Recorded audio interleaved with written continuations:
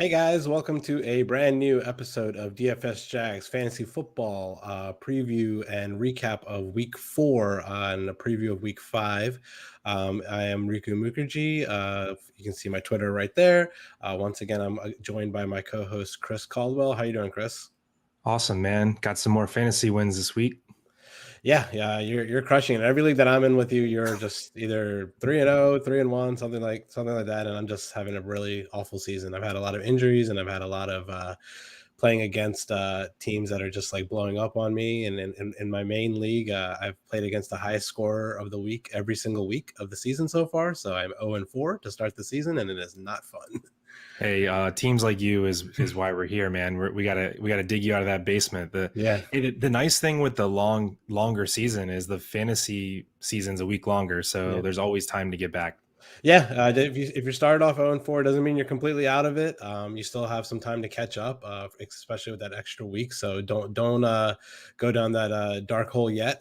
We can try to help you get out. But before we get started, I would like to say anyone that's watching, please like, comment, and subscribe to the Nickel City Mafia YouTube channel. You can follow me and Chris at our Twitter handles right below our faces right here. And before we get into our Week 4 recap, I just want to talk about a very, very special giveaway the Nickel City Mafia channel is doing right now. The contest has already started. We announced it yesterday on our golf show with me and Tony, but I will announce it again here. We are giving away a Josh Allen autographed Riddell Speedflex helmet.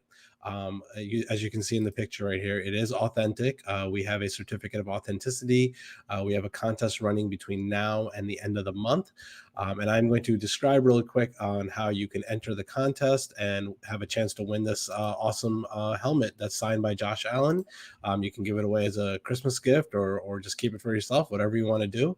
But anyways, there's a link in the description of this video on YouTube that will take you to the website to sign up for the contest. And when you get it to the website, the first thing you're going to do is you're going to enter your name, your email address, your birth date. You do have to be over 18 or over to enter the contest. And then it's once you submit that, you're going to they're going to bring you to a page where we're basically as a channel, we're trying to promote basically kind acts of service. Anything that you've done that's nice for any other person besides yourself. We want to know. We want to hear if you gave your leftovers from dinner to a homeless man. If you, I don't know, donated to some charity. Anything that you've done nice. Brought in donuts at work. Yeah, brought in donuts at work. Anything. Held a door for someone. Yeah. So once you enter your name and your email address and enter the contest, the next thing they're going to ask you is a kind of act of kindness that you've done. So just tell us what you've done, and that's going to give you your first entry into the contest. And then there's going to be a list, as you can see on the slide right now on the screen, that there's multiple ways to get multiple entries into the contest. And I'm just going to run through them real quick. The first way is to visit Nickel City Mafia on YouTube. That's going to give you 3 entries into the contest. Follow Nickel City Mafia on Twitter. That's going to give you 1 extra entry into the contest. Visit Nickel City Mafia on Instagram. That's going to give you another entry into the contest. Then the next thing is each one of our shows between now and the end of the month, we're going to give you a bonus code.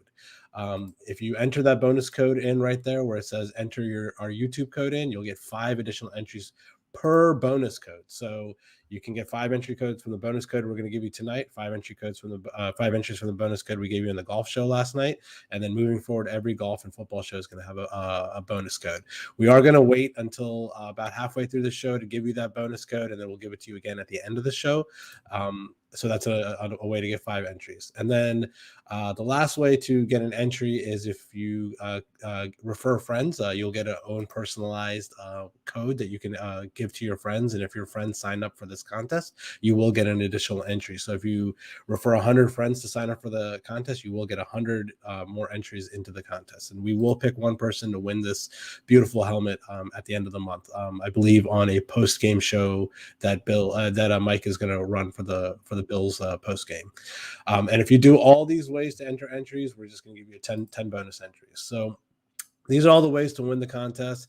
It looks like a fun way to do it. Me and Chris unfortunately can't win, even though the helmet looks really tight, but none of us can win. But all you guys out there, join the channel, subscribe, comment, join the contest, and we will announce. We'll keep giving these codes away, and we will announce the winner at the end of the month on a Bills post game show. So let me make sure I heard you right. If you listen today and you wait for us to say the code today, you get 5 entries and you get an extra fantasy football win this weekend, right? That's right. It's a win-win situation. I don't know. I'm sold. Let's get started. I'm ready.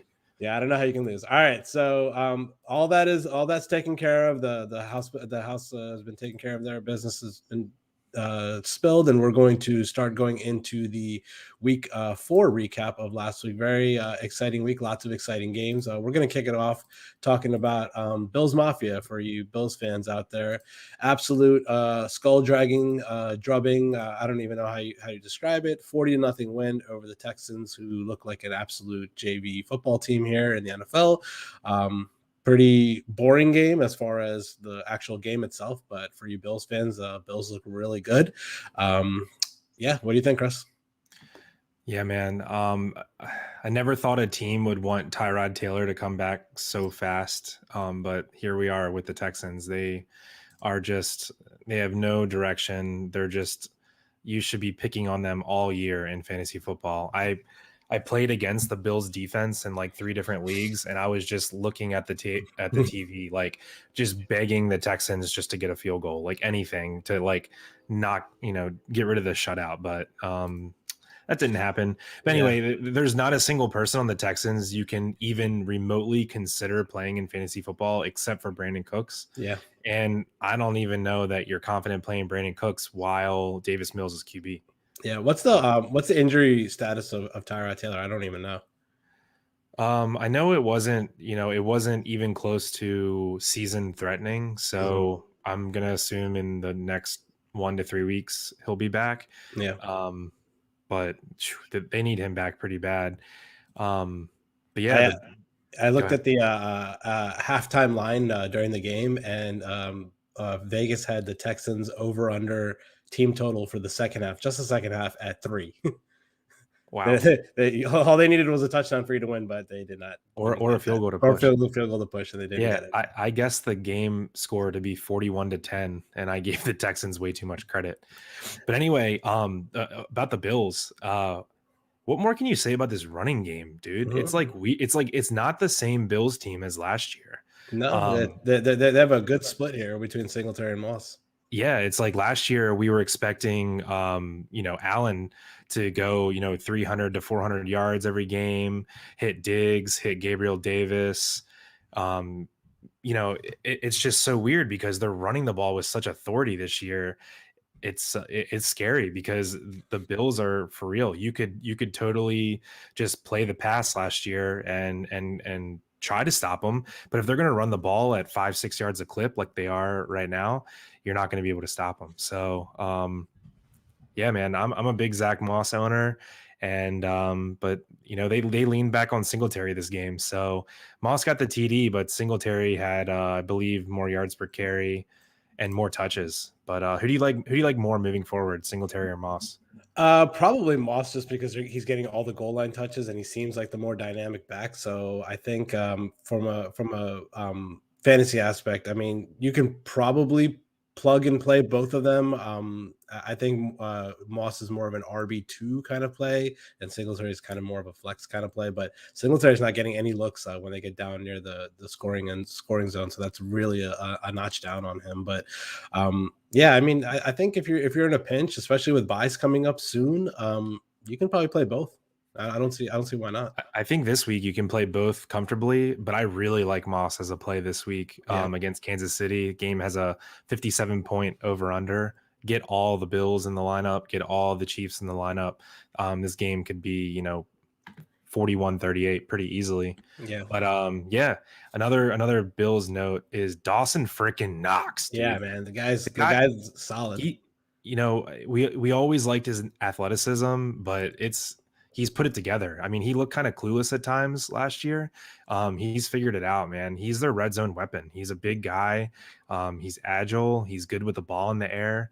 I think he's pretty much a lock top 10, top 12 tight end, he's pretty much a must play because Allen's looking for him continuously in the red zone. These aren't just luck touchdowns. They are drawing up the play for him. Yeah, So I definitely agree. And then also Emmanuel Sanders looks good again this week. again, A lot of catches, a lot of yards. he's Just he's wide receiver 25 on the year. Yeah, that's pretty solid. I mean, Josh Allen's doing a really good job spraying the ball around. And just real quick on the other side of the ball, like you said, I don't think you can play anyone besides Brandon Cooks, possibly even now, maybe a flex play, but nobody else on that team. I don't even think you're sniffing a fantasy option there. Yeah. So on the Bills, keep running out Beasley, keep running out Sanders, keep running out Knox. Gabriel Davis, one of my favorite players, one of my favorite talents, but he's not really a player right now because he's just not seeing the snaps, man. He's getting like 20% of the snaps every game. So I think you gotta keep him on the bench for now. But anyway, we got a question. Let's but before we move on to the next game, I just wanted to really quickly say, I forgot to say it at the beginning of the show. If you do have any questions for us, please type them into the live chat. Me and Chris are paying attention to the live chat. We will answer your questions like in between jumping from game to game. So we do have a question here before we move on to the next game from Breck. He asks Robert Woods, Jalen Waddle, or Hollywood Brown this week in PPR. What do you think, Chris? Yeah, I'm going Hollywood Brown. Robert Woods is tempting because he has a really nice matchup against Seattle.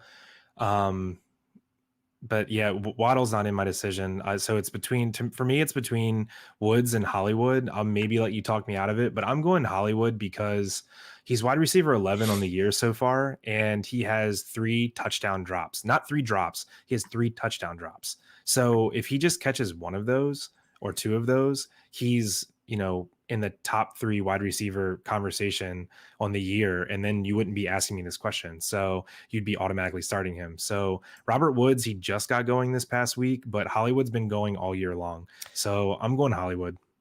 Yeah, I'm gonna lean Hollywood. Very, very small lean on Hollywood this week, just because, just for a couple reasons. Robert Woods did get in the end zone last week, so in a kind of a dud game for the Rams last week, we did see Stafford look at him a little bit more than he does with Kupp, and I talked about it last week on the show. I think he's going to get more and more looks like moving forward, just because teams are kind of adapting to being able to guard Kupp because he's so good. But yeah, he does have a nice matchup this week against Seattle. I just think Hollywood's solid. He's like Chris said, he's dropped a couple touchdowns, but one thing to be wary about is I think Rashad Bateman is going to play this week, possibly. So if he does suit up, it might eat into his target share a little bit, but Lamar's is looking good. His air yards per target is number 1 in the league. He just looks really good, comfortable in the pocket right now, hitting all Andrews and Hollywood on these deep balls. So if you can get Hollywood to catch a couple balls, the thing is that, do you want to start your week off with a dud with Woods, or do you want to end your week with a bang? The hammer? Yeah. Do you want the hammer on Monday night with the Ravens? So I think you probably want to just just kind of maybe just I like Seattle on Thursday, to be completely honest with you. So I think you may just want to sit possibly the dud on Thursday, and then if he blows up on your bench, he blows up on your bench. That's bad luck, but at least you have the option as an out for Hollywood on Monday night. So I'm going to lean Hollywood myself. All right. So I hope that answers your question, Breck. Thanks for the question. If you have any more, just chime in. We're going to move on to the next game here. We're going to talk about the very exciting game here, Panthers and the Cowboys. Cowboys win this game 36-28, covering a minus 4.5 point spread at home versus the Panthers without Christian McCaffrey. Very, very high scoring game, a lot of points, a lot of touchdowns. Cowboys look really, really good. They're starting to think they're one of the best teams in the NFL, to be completely honest with you, on both sides of the ball. Panthers played good. They were never really in this game in the second half. Cowboys kind of blew them away in the second half, and Panthers kind of came back to make it a respectable score. So what did you think about this game, Chris? Yeah. What would you do if I told you Sam Darnold was leading the NFL in rushing touchdowns? Rushing touchdowns, right? The guy has 5 rushing touchdowns. Yeah, pretty awesome. But he's QB8 on the year. And honestly, man, he's looked so good, and we finally got what we wanted, and he is making DJ Moore like the absolute alpha in that offense. Yeah. DJ Moore looks absolutely incredible. He's looking good on screen passes. He's catching the ball down the field. He's making plays after the ball's in his hands. I mean, the guy just looks amazing. We said a couple weeks ago, buy high on DJ Moore. I think that was 2 or 3 weeks ago, and we hope you did, because he's going to have a great year. He's ready, but yeah, the Panthers hung in there, without CMC. Chuba Hubbard held his own. He didn't really get too involved in the passing game as much as we. That was all Rodney Smith. Yeah, and that it wasn't even Royce Freeman. Yeah. Yeah, so that was a little bit of a surprise. I wasn't expecting to see him in there at all. But yeah, I mean, for the Panthers side, I mean, the big takeaways are Darnold's legit. Yeah. I don't think you can just say it's 2 or 3 games of luck anymore. He's legit. And DJ Moore learned how to catch touchdowns. He had 4 touchdowns each of the last 2 years. He has 3 already. So What are you doing with Robbie Anderson? There's. Are you trying to trade him, or are you trying to bench him? No. The week that we said DJ Moore's a buy high, we were trying to get off Robbie Anderson. I mean, I don't own him in any league, so I don't have to try to get rid of him. But to me, he's actually like a sell low. They're just not using him. It's pretty incredible actually, because they got rid of Curtis Samuel, which would mean targets are opening up for Robbie Anderson. He had 11 targets this past week. Yeah, but he's back to his, ways with the Jets, a lot of empty targets, a lot of incomplete deep balls. It's just, I don't know, man. I never really liked him as a talent, but I don't know. I think the second half of the year is Terrace Marshall season. I'm just completely off Robbie Anderson for a lot of reasons. So I don't think he's a buy low candidate. Put it that way. Yeah, and I hope you guys enjoyed your $60 and $50 spends on Chuba Hubbard for 1 week, because it looks like Christian McCaffrey might be back this week. He was practicing today, so I hope you enjoyed that. We said don't spend up unless you absolutely needed a 1 to 2 week play. It's not worth the money because you had to spend a lot. Yeah, it looks like he's either going to be back this week or at the latest next week. So CMC owners, you guys can breathe a sigh of relief. He was practicing today. So on the other side of the ball, I don't know. I don't have any other words to say besides Dak is a stud, man. He's worth every penny of that contract they gave him. Zeke looked good. He had 143 yards rushing. Receivers got the ball spread out. Literally everyone had a touchdown. Cooper, Schultz, Wilson, Jarwin, except CD didn't get in the end zone receiving wise. But Dak's just spreading this ball around. He does not care about fantasy stats or anything like that, but he looks damn good. And I think the Cowboys are legit Super Bowl contenders. Starts with the big boys up front. I mean, everyone said last year, Zeke's washed. I think a little bit of it was he didn't have any running room, man. The whole offensive line was hurt last year, and those boys are back, and they are just absolutely moving piles. Like every week, Zeke and Pollard are just running for 6 yards a carry like it's no one's business. I think Pollard leads the NFL in yards per carry, or he's for running backs at least. Yeah. I mean, there's no need for Dak to sling it right now. And it's honestly showing because CD has not got the volume. I mean, when CD's draft stock went real high at the end of the year, he was going like, 3rd round, end of the 2nd to early 4th round. He's not paying off whatsoever. So I don't know if it's because they're just running the ball and people so easily that they have no need to throw it around. I mean, they're literally every play, they're either running for 5 to 7 yards or they're throwing to Dalton Schultz or Jarwin for what is up with Dalton Schultz? Like every time he catches the ball, I don't see a defender within 5 yards of him, like ever. Like this guy is wide open on every play. Like our defense was it just me, or did he have like 2 or 3 fumbles that he recovered? Maybe, but he's just wide open on every play, and I'm just like, it's crazy. Well, I mean, he's definitely somebody you should be picking up in if you're struggling at tight end, I think, for sure. Yeah, I think Schultz is like right on the edge of you got to start him. I'm not saying he's a slam dunk, but if you don't have one of those top 5-6 guys that we always talk about, then I think Schultz is in the conversation. So yeah, it was nice to see Amari get back on the board. I was worried he was, going to have one of the hurt Amari Cooper seasons, but well, you saw what happened in the game, right? He literally went out on the first drive of the game with a hammy, and then he came back and played pretty well. Yeah, he caught a touchdown. Like that was weird. Like I follow this guy, and he was like bet over Amari Cooper passing receiving yards today, and I was like, God damn it! First quarter, out of the game probably for the rest of the game, but he came back in and hit his over, so that was surprising. Yeah, I remember the very first show he did. I said, "Yeah, Amari Cooper's always hurt," and then I checked his like game log, and he hasn't missed a game in like 4 years, or he's missed like one game in 4 years. He just He disappears for games. Maybe that's why we think he's hurt. hobbles through every game. Yeah, Yeah, through but every game. anyway, I'm with you, man. That Cowboys are legit. But hey, next game, let's go back to Chiefs Eagles. I think we skipped that one. Oh, did we? Yeah. Oh, my bad. So producer yeah. Mike, yeah, we're gonna go backwards one. Sorry, Mike. I totally skipped that on my list there. My bad. I hope that didn't mess you up, Mike. Yeah, we're gonna go next game. We're gonna talk Chiefs Eagles. That was number 2 on the list, so my bad. Let me see here. Let me pull up Chiefs Eagles. So 42-30 win. A lot of points in this game. Tyreek Hill, absolutely monster game for him. Patrick Mahomes, good game.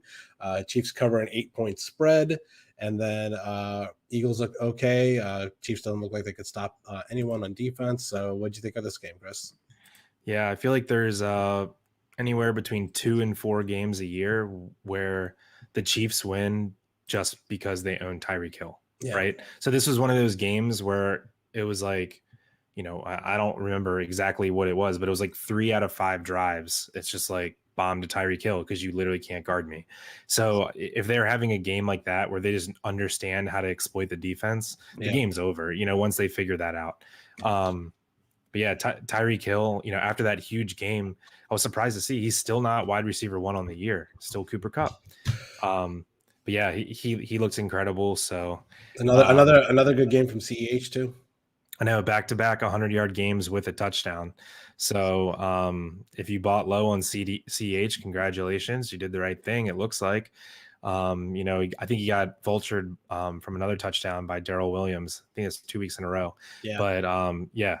But Clyde's looking good. I mean, he's run for like 6-7 yards a carry in back-to-back weeks. So I'm pretty confident moving forward with him. This offense looks great.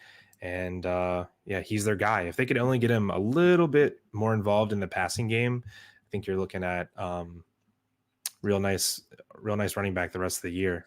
Kelsey had his first down game of the year. Mm-hmm. Not worried about that at all, but it's just one bad game. I think they were trying to stop Kelsey too much because they just couldn't guard Tyreek Hill, who had 3 touchdowns and 189 yards receiving. So I wouldn't worry about that.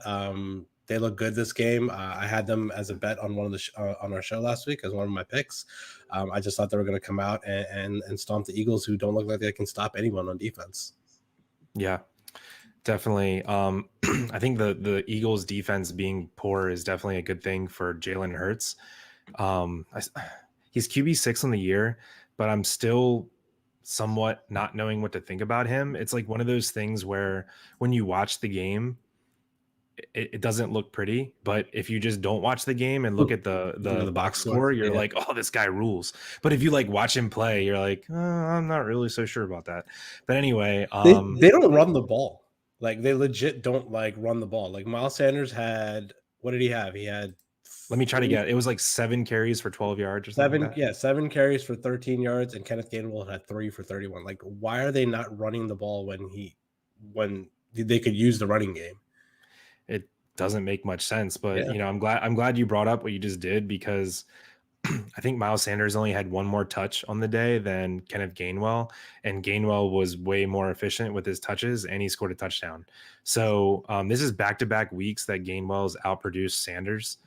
I don't. It might be 1 week too early to say changing of the guard, but it's getting damn close, man. I think Miles Sanders had like 3 touches last week. I don't think, is Miles Sanders not playable anymore? Like, is he not startable?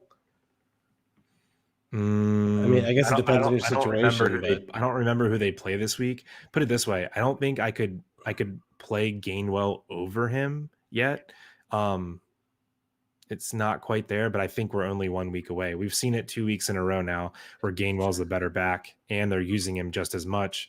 If I see it one more time, I got to make the change, because I would say on your fantasy team, if you have another option besides Miles Sanders to play there, I think you have to, because I don't think he's just not getting the volume that you would want out of a fantasy back. Yeah, agreed. Yeah, Devontae Smith, good game. yeah, he's had 2 great games and 2 god awful games. So Mhm. I guess he goes as Hurts goes, and Hurts almost threw for 400 yards this game. But what I will say, since we're bringing up receivers, Rager ain't it, dude. And he's one of my favorite talents as a rookie last year. Yeah. He's not it. I mean, Hurts threw for 370 some yards, 380 yards, and Rager had 1 catch. Mhm. So if you're playing the Chiefs, you're trailing all game, your quarterback throws for almost 400 yards and you have 1 catch, you're not it. So it sucks, but Yeah, that's not looking good. He was for a first round pick last year.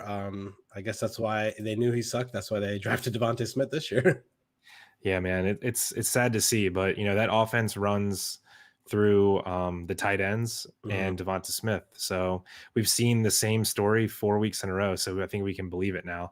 Zach Ertz isn't really going away. We can hope he gets traded. If they keep losing games and trade him to a contender, that'd be great for Dallas Goedert owners. Yeah. Where is Jalen Hurts right now on the QB ranks? Do you have that pulled up by any chance? 6. 6? Who's around him right now? Who's like 7 and 8 and 5? Eight is Darnold. Uh-huh.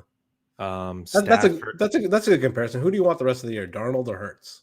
Hurts. Hurts. Okay. I think the tough one would be Stafford or Hurts. Stafford or Hurts? I think I would probably lean Stafford. Yeah, we'll talk about his game in a little bit, dude. Yeah. His next 6 matchups are like the brightest green matchups you could ever imagine. He's A lot of playing green. like, yeah, his next couple matchups are just freaking amazing. So we'll talk about him as a buy target later. He's looked great too, but yeah, man, Jalen Hurts QB6, and it hasn't looked pretty, but he's getting the points, and that's what matters. Yeah. Anything else on this game? You want to move on? Nah, let's go. All right. Once again, sorry about that, Mike. We're going to jump ahead because we already talked about Giants Saints. yeah, Giants Saints are next. Giants overtime thrilling kind of game here, 27-21. They come back on the Saints. The Saints were up and winning pretty much this entire game, and they came back and tied it up and got the ball first in overtime and drove down the field and scored a touchdown, ruining a money line parlay I had. It's the only one I lost with the Saints here, which kind of sucked. But yeah, I mean, my takeaways from this game is the Saints offense don't look good. Barkley looked okay. But it's kind of surprising because I thought the Saints offense would look a little bit better this year with Jameis, but they're just not really looking that great on the field. Kamara had a nice game on the ground, but he's just not getting the targets that I thought he'd be getting. Jameis just doesn't check the ball down to him. Yeah. 10 different Saints players had a target in this game, and Alvin Kamara was not one of them. I would literally not. Yeah, I would bet $1 million that could never ever be true. yeah. Like the most prestigious pass catching running back in the last 3 years in the NFL has 0 targets in a game when 10 players get targeted. It's like that's not even real. Yeah, that's very surprising. Yeah, and it's like I think as a fantasy owner for Kamara, the last thing that we want to see is Kamara run up the middle 25 times. And that's what's happening right now. I don't know where did the creativity go with Alvin Kamara? He was one of those guys where like he could have 8 to 10 carries and score 40 points.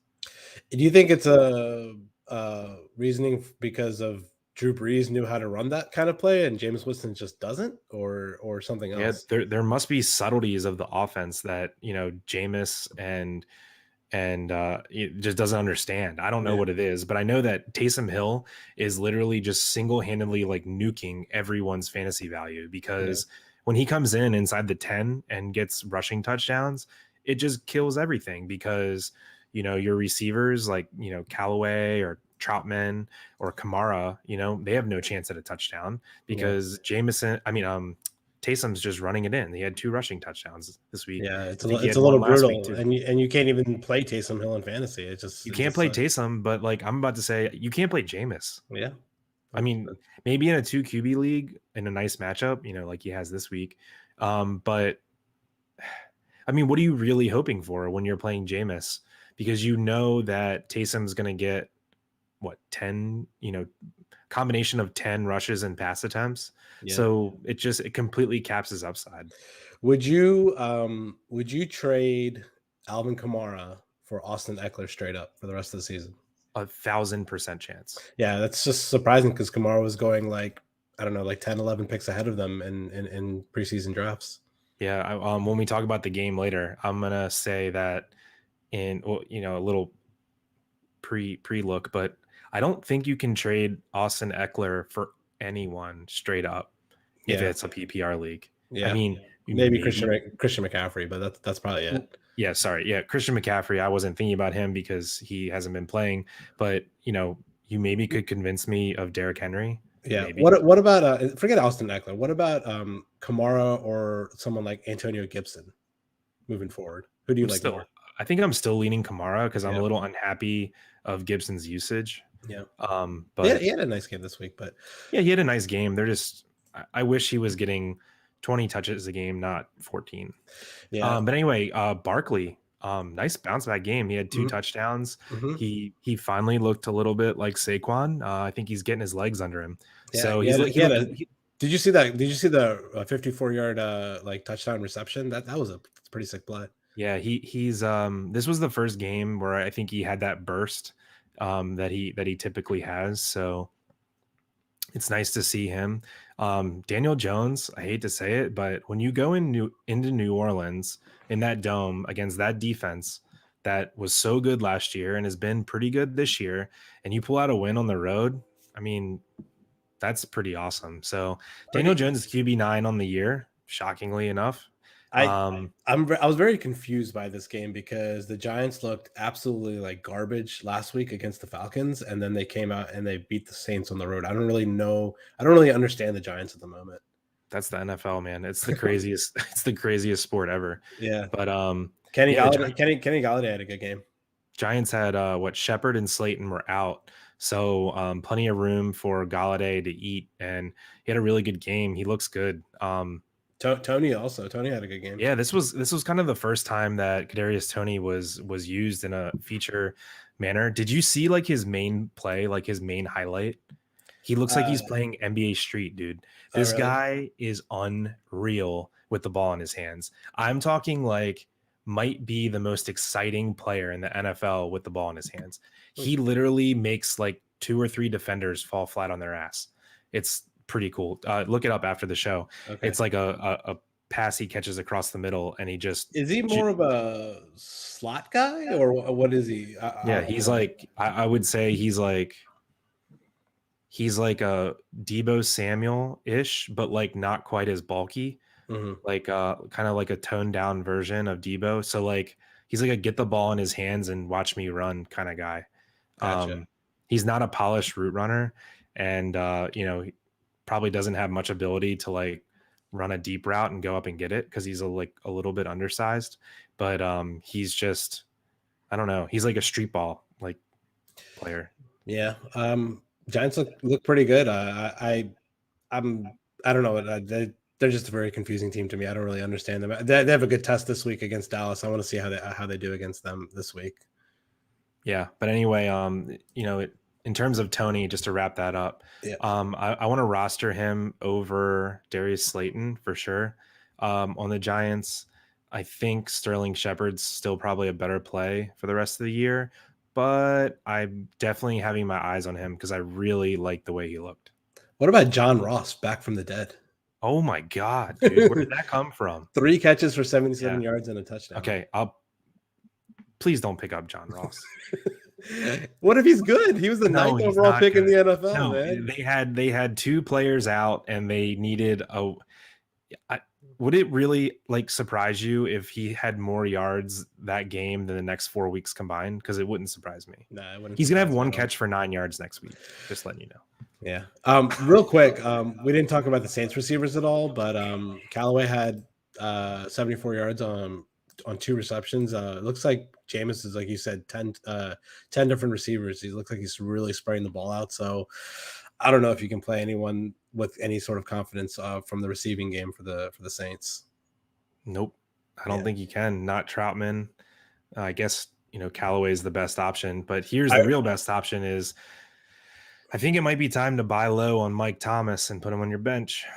Yeah, that's true. He has probably a Couple few more more weeks, weeks. right? Yeah, a few more weeks, and he'll be back. I was really, really, really looking forward because I drafted Callaway everywhere. I was really looking forward to seeing his first game at home on the turf because that was what it was for the Saints this week, and he had one good catch and then pretty much disappeared the rest of the game. So I don't know if you can really bank on that moving forward, but I don't think he's really playable, especially in deeper kind of formats and stuff like that. So, but yeah, anything else on this game before we move forward? Nope. All right. Do we have any questions in the chat? Let's see here. Nope, nothing. Okay, cool.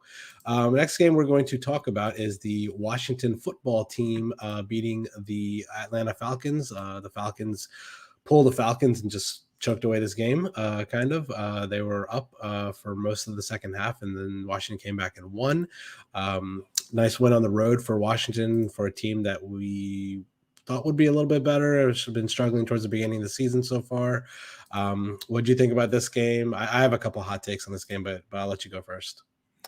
Yeah. I guess it's not a hot take, but when you get cut up at home by Heineke, your defense is like freaking god awful. I mean, they might have the worst defense. We knew that though. We knew that moving going into the season. I knew they were bad, but I'm pretty sure now that they're the worst team in the worst defense in the NFL, or at least this cemented their bottom 3 status.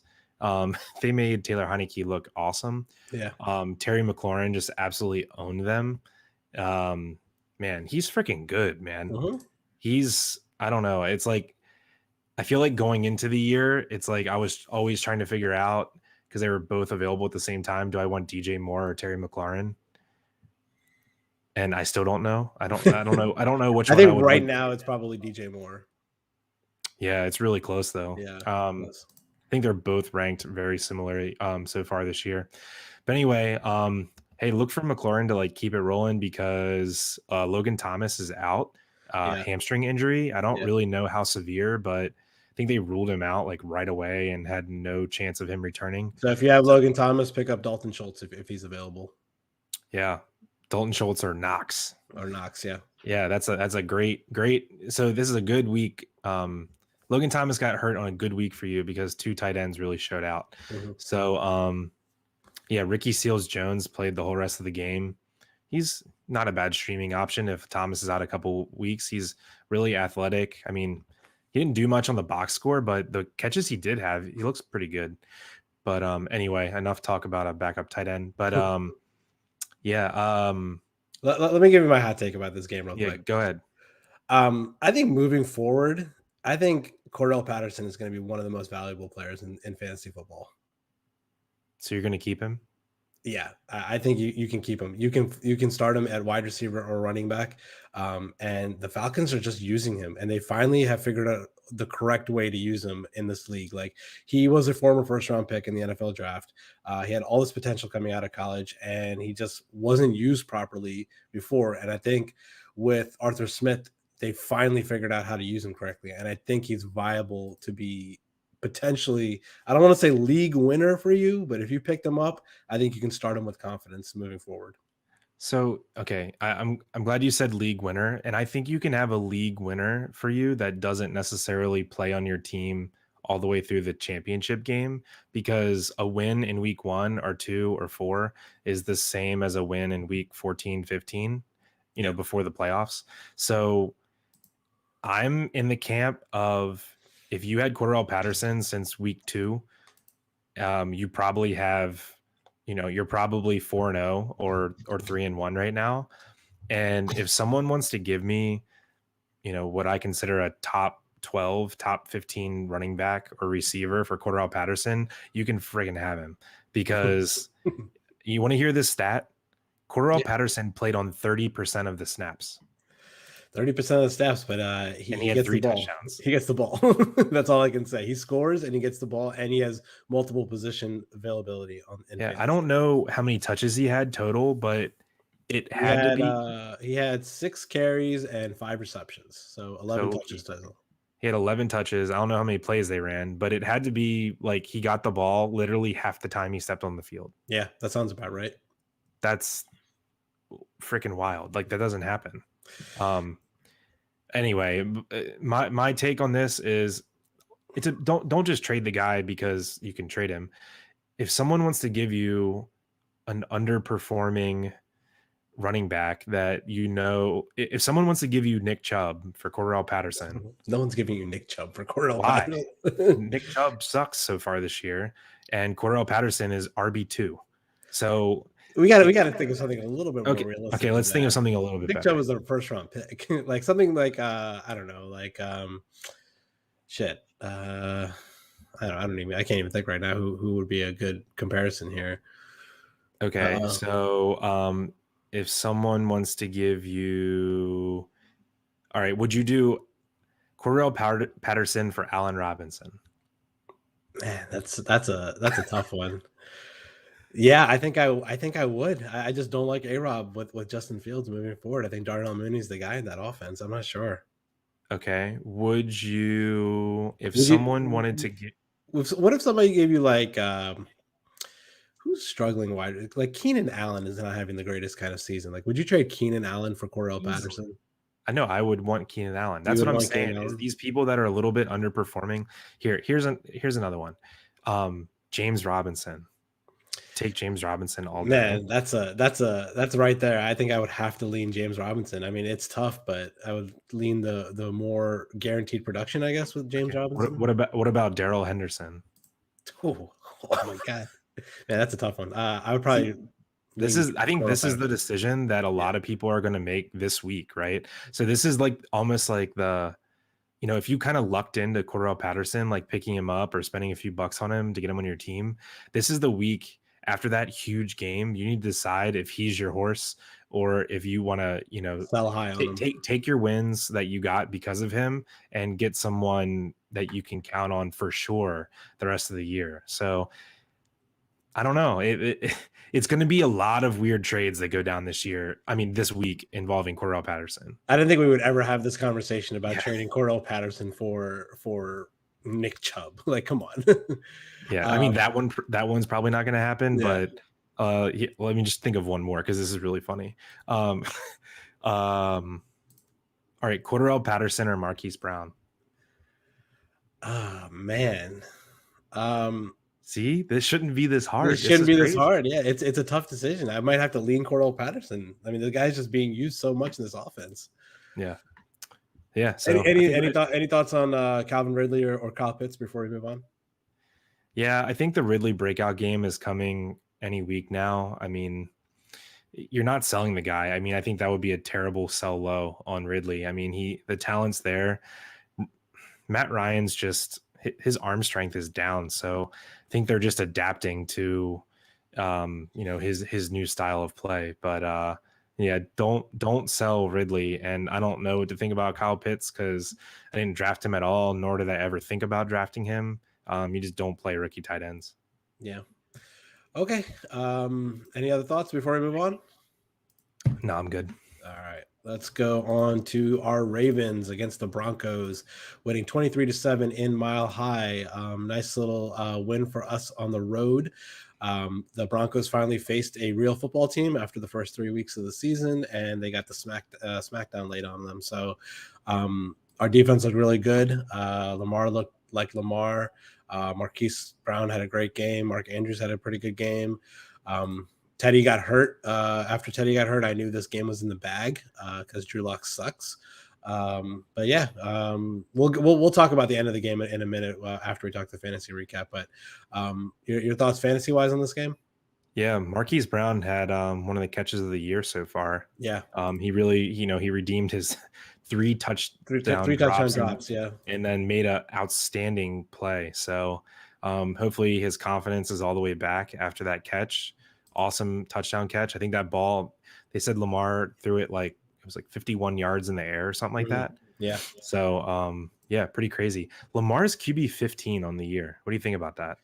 Just he's not running the ball that much. Like I'm very surprised by his lack of rushing this season. I think maybe they're trying to save him a little bit. I mean, maybe try to avoid injury and stuff like that. But he's just not doesn't have the rushing upside so far this season. That's why he's QB 15.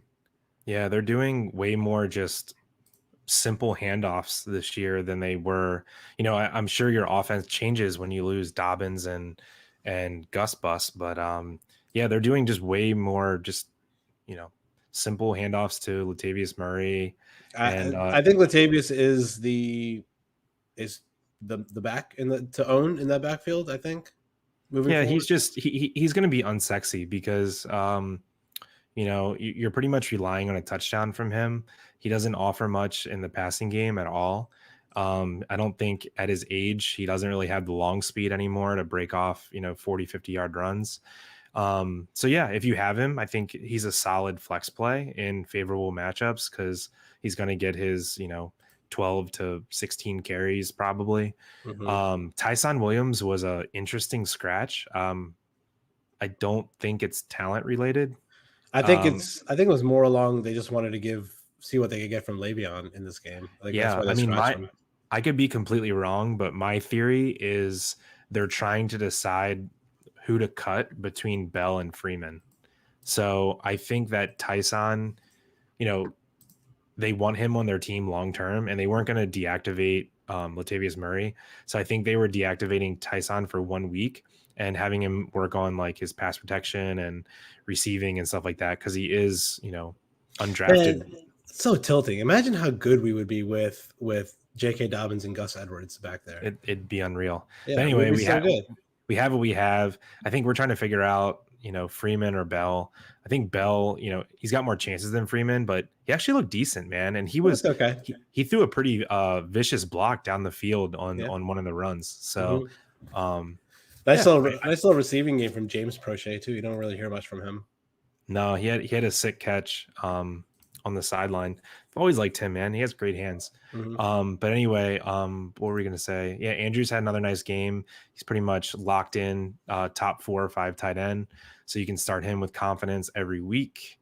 And it pretty much covers it for the Ravens. Except my hint for this week is I think Tyson Williams is probably cut in your league or 50-50 chance.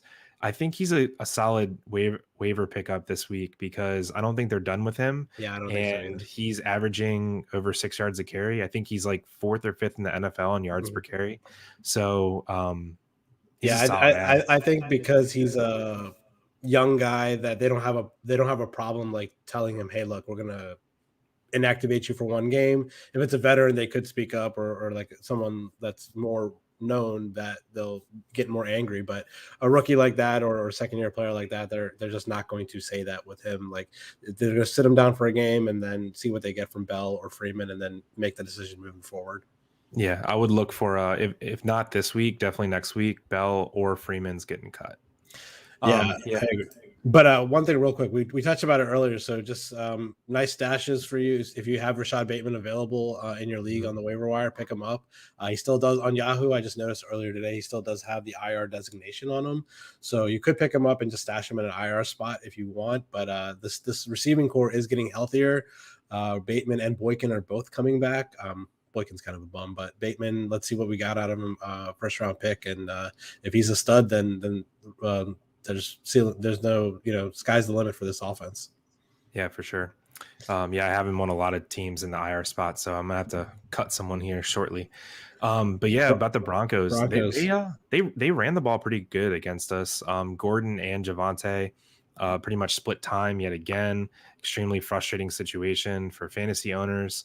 And they both look good. It's not like one of those things where it's like, oh, get the veteran out of here, he sucks. I mean, Gordon looks awesome. They're involving him in the passing game too. So I don't know. This is going to be frustrating for at least the next couple of weeks, or until one of them gets hurt, because I don't see signs of Gordon slowing down. I mean, maybe I'm just biased or see it through beer goggles or something, but by just looking at the box score right now, they had 107 yards rushing total, like between Gordon and Williams, and I just don't ever remember them having a big run in the game. Like maybe I'm just looking at with bias. They were literally chipping off like 4 to 8 yard runs. It was like nothing ever. But why wasn't the game closer if they were doing that? Like, no, they did have a big run because it was really funny. Remember Marlon Humphrey tweeted after the game and said, I went on a 20-yard ride. You remember that I don't run? remember that play. Maybe I Dude, missed that play. Javonte Williams busted a run like up the left side, Uh, and Marlon Humphrey literally, it was like the Little Giants. He was like hanging on him, and Javonte Williams was running, and he was like hanging on his back, that's and funny. he literally carried him for like 15, 20 yards. Mm. Any thoughts on pass catchers for the Broncos moving forward with Locke if he's playing, or Teddy B if he's back? I mean, obviously with Teddy B, you're okay starting like Cortland Sutton and Noah Fenton and Tim Patrick, but with Locke, I'm not 100% sure. He's really bad. Yeah, I think with Judy out, you have to play Sutton, even with Locke, just because of the volume. You don't think he's going to be that wide receiver 2 or 3. I think he's a flex play, but Noah Fant, I think he's a must start every week. I mean, he's too good not to play, and tight ends are way too thin to not consider Noah Fant. I think he's a must start, and he caught a touchdown this week. Yeah. So yeah. All right. Before we move on, I do want to get your thoughts about the end of the game there. The Ravens, instead of kneeling the ball to end the game, they rushed for 5 yards on the very last play of the game. A lot of controversy pissed Vic Fangio off to get the 100-yard rushing mark to tie the Steelers for most 100 rushing yard games in a row. They wanted to tie the record, and I'm assuming they want to break the record this week. What are your thoughts? Because I really don't care about it. I thought it was fine. Even if they didn't do it, I wouldn't really care about it. But seems like pissed a lot of people off. But what are your thoughts? I don't even think it pissed a lot of people off. Do you really think there's many people that had a neutral stance on that would get mad? I mean, the Broncos were mad. I feel like they were like fake mad, because you can't run. There can't be 80 plays in a football game that have violent hits, with intention of like that game was extremely hard hitting the entire game. Like Lamar got hit late and hard a couple times. There was a couple late hit out of bounds. Yeah. Bridgewater got a concussion. We knocked out one of the receivers. I mean, it was a hard hitting game. Don't freaking tell me that a QB run where we run our QB, the MVP of the league, the person we want to get hurt the least, we chose to do that, and you want to bitch that someone might get hurt. Do you think we're the most concerned about someone getting hurt? I'm pretty sure we're the most concerned. Yeah. It's just bullshit. Like you practice hard as can be 3 days a week, you work out, you lift weights, you run, you kickbox, you do all this stuff, and you're going to tell me that a play that lasts 4 seconds with the most, fragile, valuable quarterback in the league as the centerpiece of that play, and the other team's the one mad? Get that out of here. Yeah, I don't know. I just think it's an arbitrary number. I mean, 100-yard rushing games. I mean, who cares? Like at the end of the day, but I think the Ravens have pride in it, man. It's like that's what I'm saying. Like I think they use it as a motivation factor, like Harbaugh does, like throughout the week. Like no one can stop us. We're rushing for 100 yards every single game. Like I think they use it like through the week, and it's just like another thing for them to say this week, like. Upcoming for the Colts, like no one's going to stop us. We're going to rush for 100 yards again. So Harbaugh said it best. With 10 seconds left, Drew Lock threw an interception. Is there a 16-point play that he doesn't know about? Yeah, I know. So don't talk about player safety if you're trying to score a meaningless touchdown. Fangio kept calling timeouts the whole last drive when the game was out of hand. So and the thing said after the game, like we expect this out of them. Like, what have we ever done anything like this before? Like we never like rubbed it in anyone's faces. No, like, I think that was an emotional comment. Yeah, maybe. Anyways, those are just our 2 cents on that little controversy, but I honestly don't care. Whatever. I'm just kind of glad we're gonna, if we rush for 100, we take the Steelers off that list as the most 100-yard games in a row. So, anyways, let's move on. We're going to talk about a NFC West showdown. Cardinals versus Rams. Cardinals go on the road and beat a very good Rams team. Cardinals are obviously a very good team themselves. They're the only remaining unbeaten team in the NFL. 37-20 as a 4-point underdog in this game. As we've alluded to many times on the show, Kyler is absolutely a stud. He looks like he's an MVP candidate this year. Good win on the road for the Cardinals, and they're looking like the team to beat in the NFC right now. Yeah, man, I think Kyler's MVP. The season ends today, undefeated, and he's QB2 in fantasy football.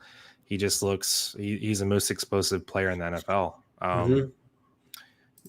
Doing it with his legs, doing it with his arm. He has weapons surrounding him any given play. Chase Edmonds ran for 10 yards per carry, which is incredible. And got two touchdowns stolen away from him. Yeah, I'm James Conner, and I'm not going to say he looked good, but he's serving his exact purpose. James Conner is the bigger back. He came in to be, the short yardage back, the goal line back. Both running backs are literally doing exactly what they're supposed to do. Edmonds stretches the field and gets, the outside carries, and Conner, busts down the door. So Chase Edmonds has 5.9 yards per carry on the season. That's incredible. Yeah. James Conner has 3.2. But a lot of touchdowns one way. Rondale Moore is even getting involved in the running game. He had 2 rushes again this week. Yeah. It's nice to see that they're using him as a Swiss Army knife. Yeah, I'm expecting big things from him as the season goes on. And I'm about to eat crow right here. AJ Green did it again. Yeah, I was about to say that. Like, is it time to take him seriously as a playable fantasy option? He's wide receiver 31 on the year. Yeah, I think you have to. Yeah. And the thing, so I looked it up because I saw he had another big game, and I've been very anti AJ Green. So he's wide receiver 31 on the year, and I was like, he's just fluking into some touchdowns. Nope, he's played over 80% of the snaps every game. Like, yeah. he is on their offense. Like, it's not like he's playing 40%, with design plays or something like that. Like, how old is AJ Green? Like 31. 33. No way. Yeah, AJ Green's 33. Man, old man Green doing it. Yeah, he looks good. You worried about DeAndre Hopkins at all? No, I don't think so. I mean, would you consider him a sell low candidate, or definitely not a sell low. I would I think buy low. Sorry, I meant to say yeah, definitely, because that offense is humming, and so there's just so many mouths to feed on that offense, man. Yeah, I'm just taking the talent of Hopkins for the rest of the year over Kirk and AJ Green. I just don't think they can keep it up. So yeah, Hopkins is a buy low for me, especially in PPR. Another good game for Max Williams, touchdown. Yeah, don't pick up Max Williams. Really? He's streamable. I think he's streamable. I don't know. But yeah, what I was gonna say was on the other side of the ball, their defense is looking really good too. They held the Rams to 20 points on the road. Pretty solid, pretty solid defense. Arizona's defense has been good all year. I mean, they're getting a lot of sacks and they're not giving up a lot of points. They're a great fantasy defense. I think they're top 3 right now. Yeah, they're we'll go over it in waiver wire, but they're one of my pickups for this week. Yeah, me too. Other side of the ball, Rams, kind of a dud game from them. I'm not surprised, really. It was kind of a bad spot coming off a big emotional win against the Bucs the week before. So I'm not really surprised that this was kind of a letdown game for them, but they didn't look the greatest on offense. The Cardinals are making them look pretty silly on their defensive side of the ball. I'm a little worried about the Rams defense, to be completely honest with you. They have not looked the greatest this year so far. So, but yeah, Van Jefferson was a breakout game for him, it seemed like, this week. Yeah, not a Van Jefferson guy.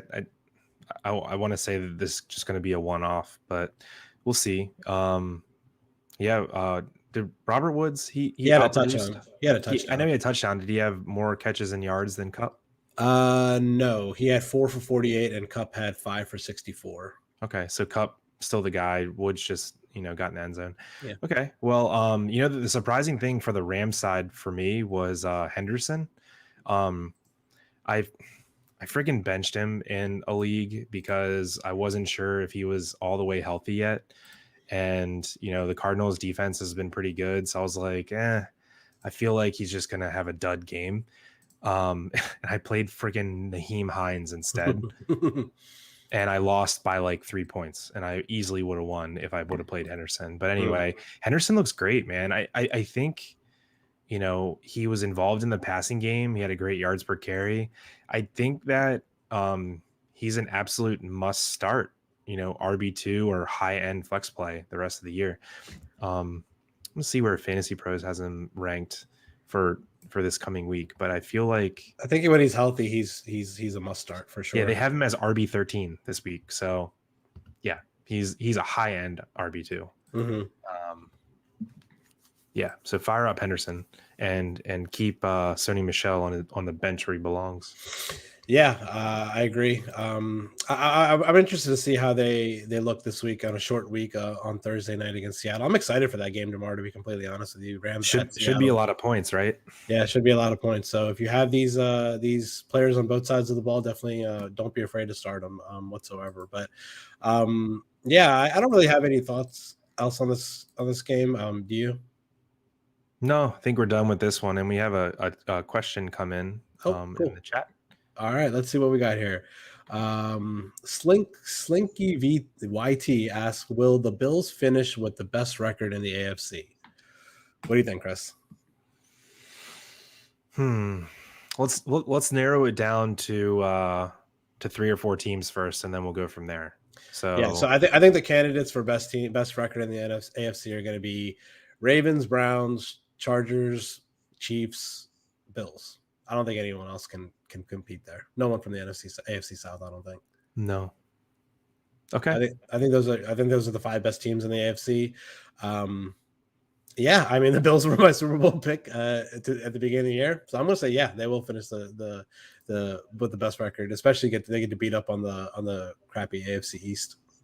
Yeah, they'll get the Jets twice. It would be hard to argue against it. I just don't know.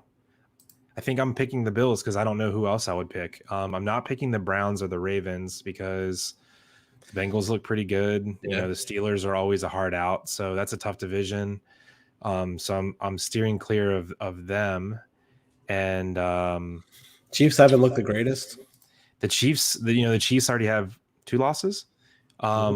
So, they'd be playing comeback against they have a worse record right now than the Bills, and they have the Chargers again and the Raiders again, right? Who've shown to be pretty good. So, yeah, I'm going Bills, best record in the AFC. I agree. I think they're going to be the number 1 seed and lock up that first week bye, first round bye in the playoffs. So I think we'll see. I mean, big game this week, Sunday night. I know you Bills fans out there are really excited for this game Sunday night. Bills at Chiefs. I think this week's going to tell us a lot. We'll see how the Chiefs come out in this game. I'm just really, really, I guess I'm not worried, but I just don't think the Chiefs are good at all on defense. They just can't stop anyone. Like it's going to be tough for them to win more games of the Bills without any resemblance of a defense, to be completely honest with you. Yeah, man. Doing a little bit of the week 5 look ahead, but there's 4 absolutely amazing games in week 5. You named one of them. Bills Chiefs is going to tell us a lot about the AFC landscape, as will Browns Chargers. That's a huge game in the AFC. And then the NFC West plays each other again. So Rams, Seahawks, 49ers, Cardinals, 4 amazing games to look forward to. All right. Before we move on to the next game that we're going to talk about, I'm going to give away the bonus code for the Josh Allen giveaway. So if you go and put in the bonus code Kind Acts Win in the little box where you click the bonus code, you will get an extra entry into the contest. It is extra 5 entries. Sorry, Kind Acts Win, KINDACTS WIN. No spaces, just as one word, and you'll get 5 extra entries into the contest. So put that in. Like I said at the beginning of the show, enter the contest, win that helmet for you Bills fans out there. So that's it for that. Moving forward, we're going to talk about the Seahawks 49ers game. Seahawks go on the road and get a win here as a 3-point underdog. Big news from this game: Jimmy G gets hurt. Trey Lance comes in and looks like a rookie quarterback. Did not look good at all. Seahawks looked really good on offense. DK Metcalf, pretty good game, 4 receptions, 65 yards. Russell Wilson, not the greatest yardage passing game, but it looked good. My big takeaway from this game was what's going on with Chris Carson. Alex Collins coming in and getting more carries than him. Is he hurt? Like, what's going on there? I'm not really sure. He's banged up. Is he banged up? Yeah, he didn't practice today, and they play tomorrow, right? Yeah. So he might be out. I read that he's going to be a game time decision. They're going to let him warm up and see what happens. So if you're running back hungry, which I know I am in a couple of leagues, Alex Yeah, Collins. you got to start thinking about Alex Collins because he looked good this past week. So From the dead. Like where did he come from? Like he was on the Ravens, he got cut, and then he had off the field troubles, and now he's back on the I think Seahawks. he was on the Seahawks last year. Was he? I think so. Oh, I don't know. But anyway, yeah, Russ, was his normal self. He doesn't always throw for a ton of yards or a ton of pass attempts. He's efficient, right? So he had 3 total touchdowns. He got Metcalf the ball. Freaking Tyler Lockett is doing Tyler Lockett things, which means he's going to win you a week and then he's going to lose you a week the very next week. And it's frustrating because I have Tyler Lockett on like every team. Yeah. So anyway, I'm not worried about him. He's going to get his, but just two down weeks here lately. So he's also a little banged up too. Yeah. I was hoping, maybe that's it. Is his whatever it was a hip injury that he had a couple weeks ago. Hopefully that's just still lingering a little bit. But yeah, DK's killing it. You're happy with that draft pick if you made it. So you want to go to the other side of the ball and talk about the best wide receiver in the NFL, Deebo Samuel. It's unreal, dude. This guy's unbelievable. So Rick, I'll give you the opportunity, or anyone else watching, raise your hand if you drafted Deebo Samuel before Brandon Ayuk in your league. Yeah, no one. Not one person on the internet drafted Deebo Samuel before Brandon Ayuk. It literally didn't happen. Like, this is unreal, man. I mean, we always liked him and we liked his talent. He was a little bit of a gadgety player. His average depth of target last year was like -1 yards. He was getting like handoffs and, screen passes. Yeah. Dude, he looks like an absolute man. Like the guy is just an absolute truck. Love what he brings to the game. Kyle Shanahan is licking his lips. So yeah, man, he's wide receiver 3 on the year. He's right behind Kupp and Tyreek Hill. I want to see how he does in a full game with Trey Lance at quarterback and see how that goes. Do you think Trey Lance is going to play this week? I mean, they're 50-50 chance that Jimmy G's out. That's what I heard last. So I think there's a good chance Trey Lance is going to start and play the whole game. Yeah, you said it. He doesn't look good. He might be one of those guys you have to just you don't watch the game and just look at the box score. I don't want to say he doesn't look good. I just want to say that he looks really raw. I think raw is the right word. You can see the talent there. Like he's able to move the pocket. He's able to, sling the ball. He just has I saw it like 2 or 3 times in the game because I was watching it very intently because I had the Seahawks in that game. There's like a receiver that's like 3 or 4 yards down the field that he's going to throw to, and he literally throws it 100 miles per hour at that receiver. Like he needs to lay off that a little bit and learn to throw it a little bit softer so his receivers can catch it and not turn into an interception. Yeah, his throwing motion is kind of gross. But anyway, I don't think he turned the ball over. He just didn't really look good. So anyway, he's 21 years old. He has Kyle Shanahan. If he's already throwing, multiple touchdowns, he's gonna get a full week of practice with the ones this week. So let's see how he looks this week against who are they playing? The Cardinals? Yeah, they're playing the Cardinals. Let's see how they look against. Are you picking him up in any leagues? No. You don't want to roll the dice? I think he has I don't want to say top 5 upside because that might be being a little too crazy. I think he can be a top 8 or 9 QB with his rushing floor. If you okay, let me ask you a question. So let's just say he can be Jalen Hurts, right? Right. So let's just hypothetically say that Jimmy G's out for extended period of time and Trey Lance is going to be the quarterback. And would you pick him up or would you pick up Justin Fields, who is going to be the starting quarterback for sure for the rest of the year? You think so? They already announced it. When? Today? Yesterday. Matt Nagy said that Justin Fields is the permanent starter for the rest of the season.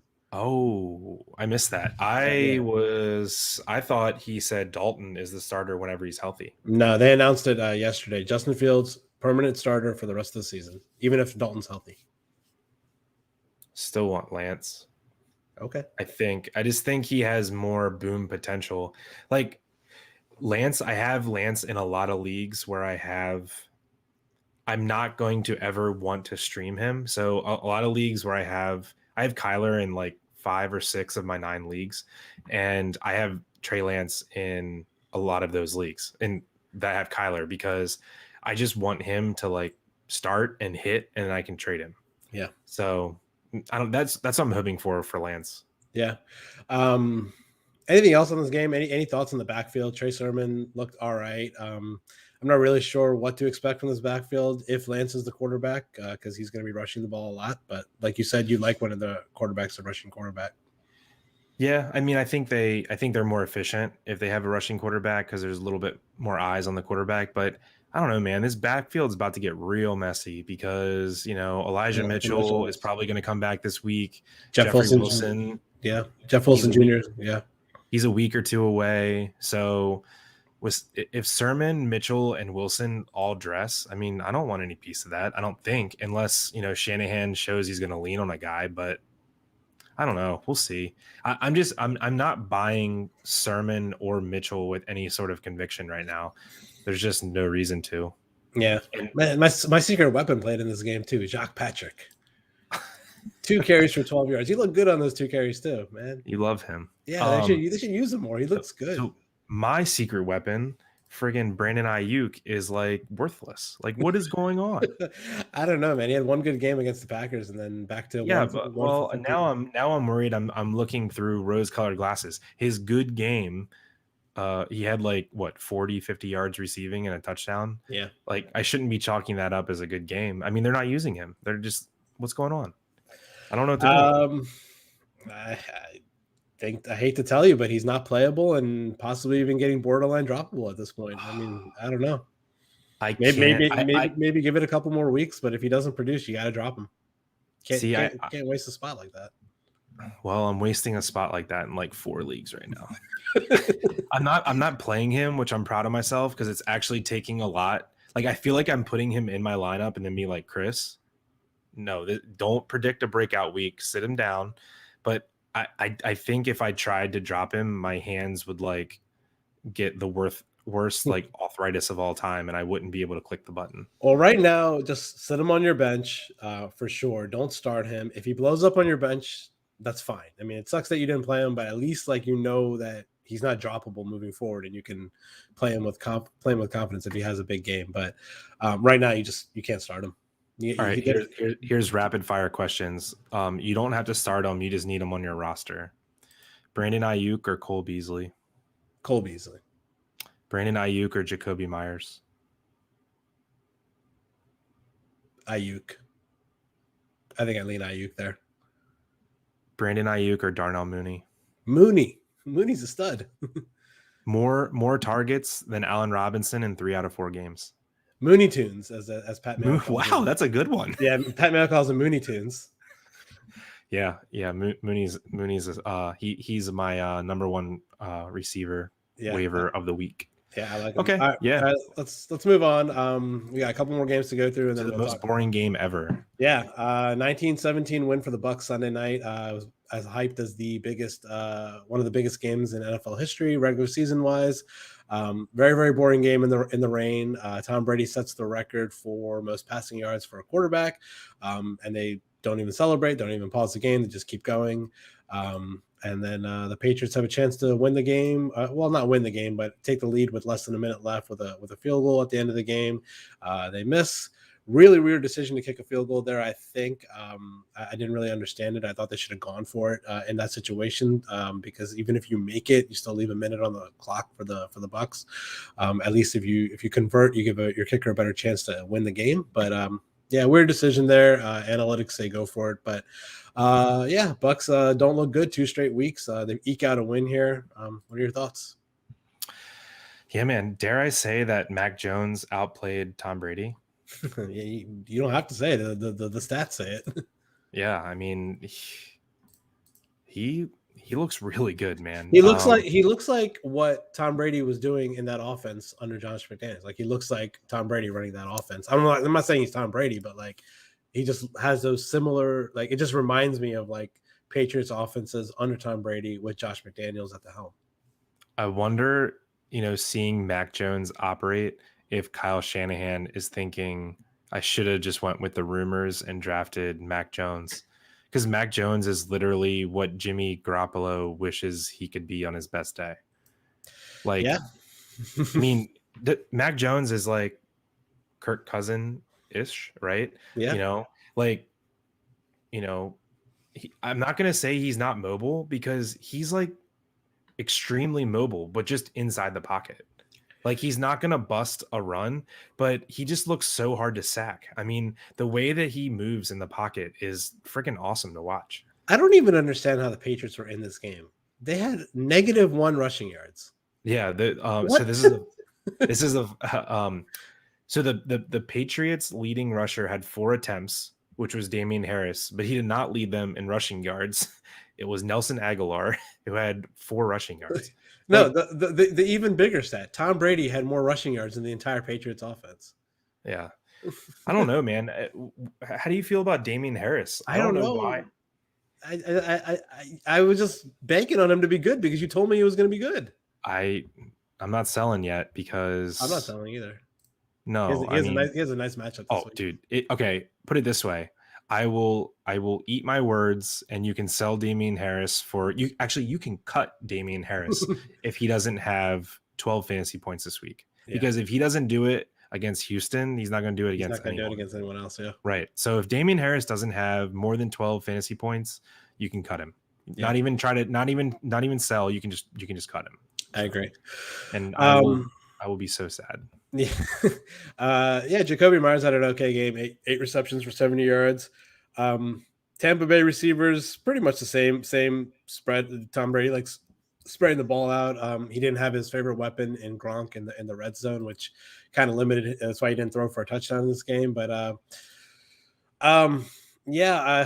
don't know what to think about the backfield either for Tampa, because Leonard Fournette looks okay, and he's kind of looking like he's the main guy there now. So I think he could be startable in a flex play. What do you think?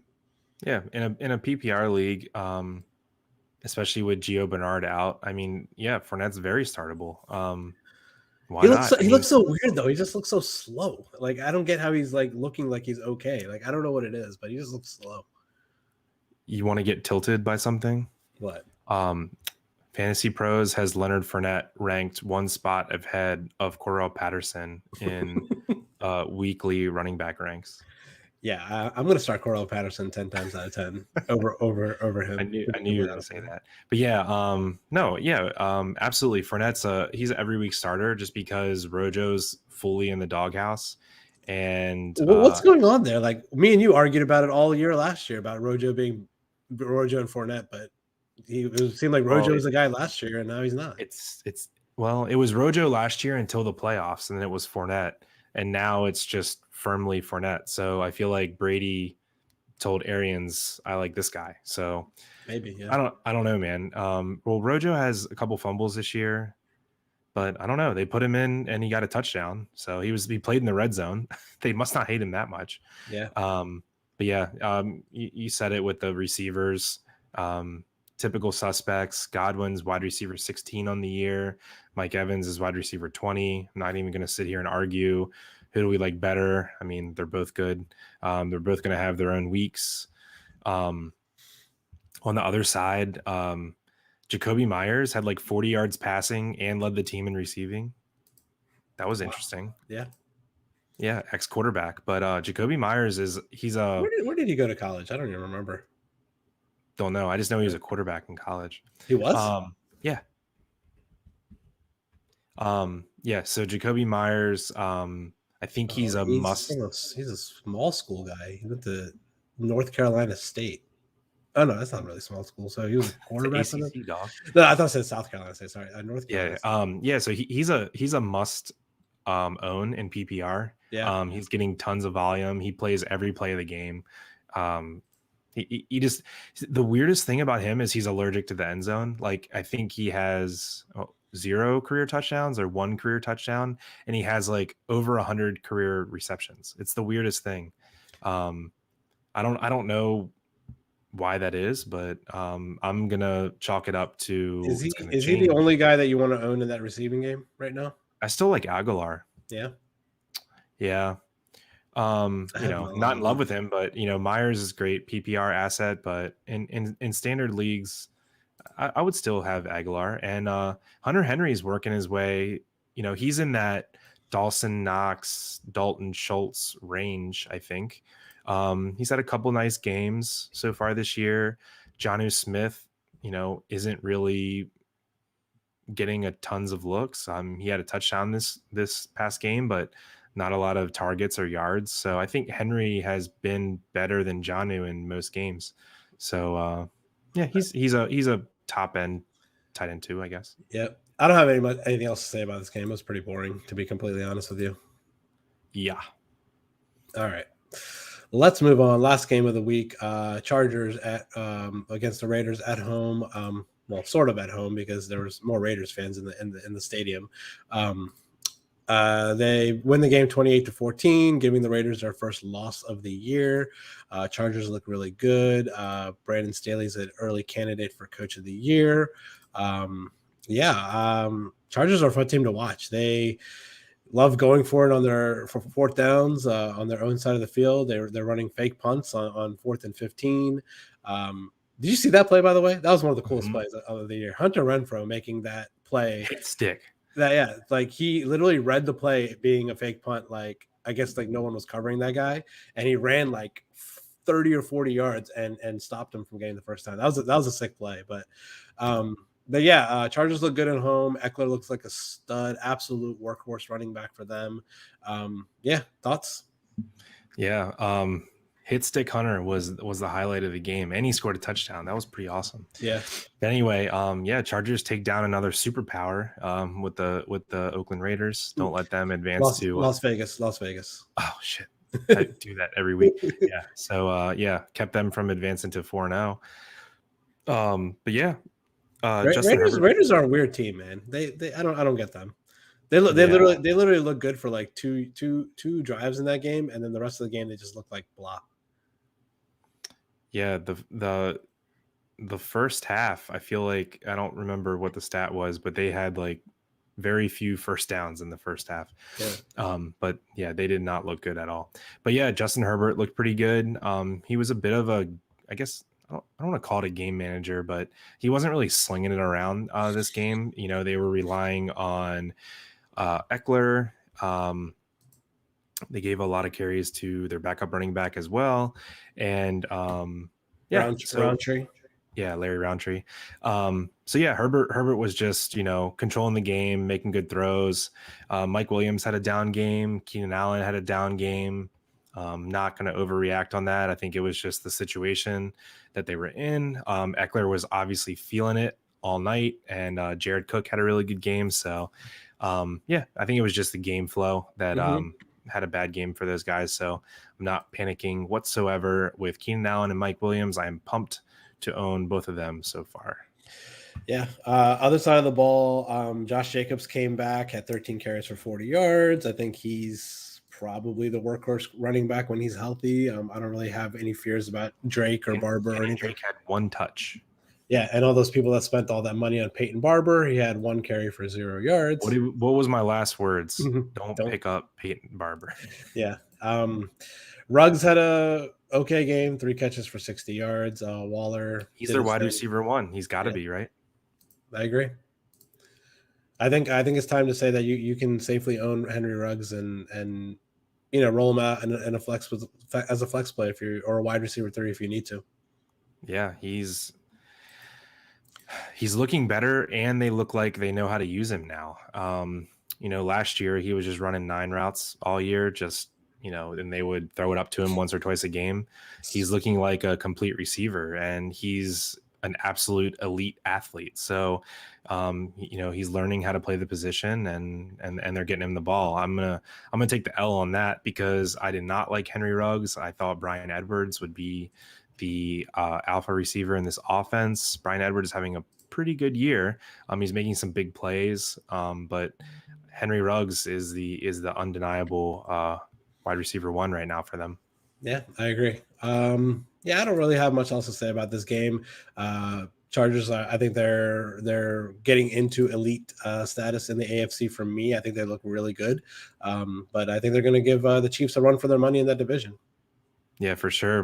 Producer Mike, nailed this one. He called Chargers making the playoffs this year. So far, he's looking good. AFC West has interesting division. Interesting division, because I'm just not buying the Broncos or the Raiders, to be completely honest with you. I think the Chargers and Chiefs are the two best teams in this division, but we'll see. They're going to beat up on each other for the rest of the season.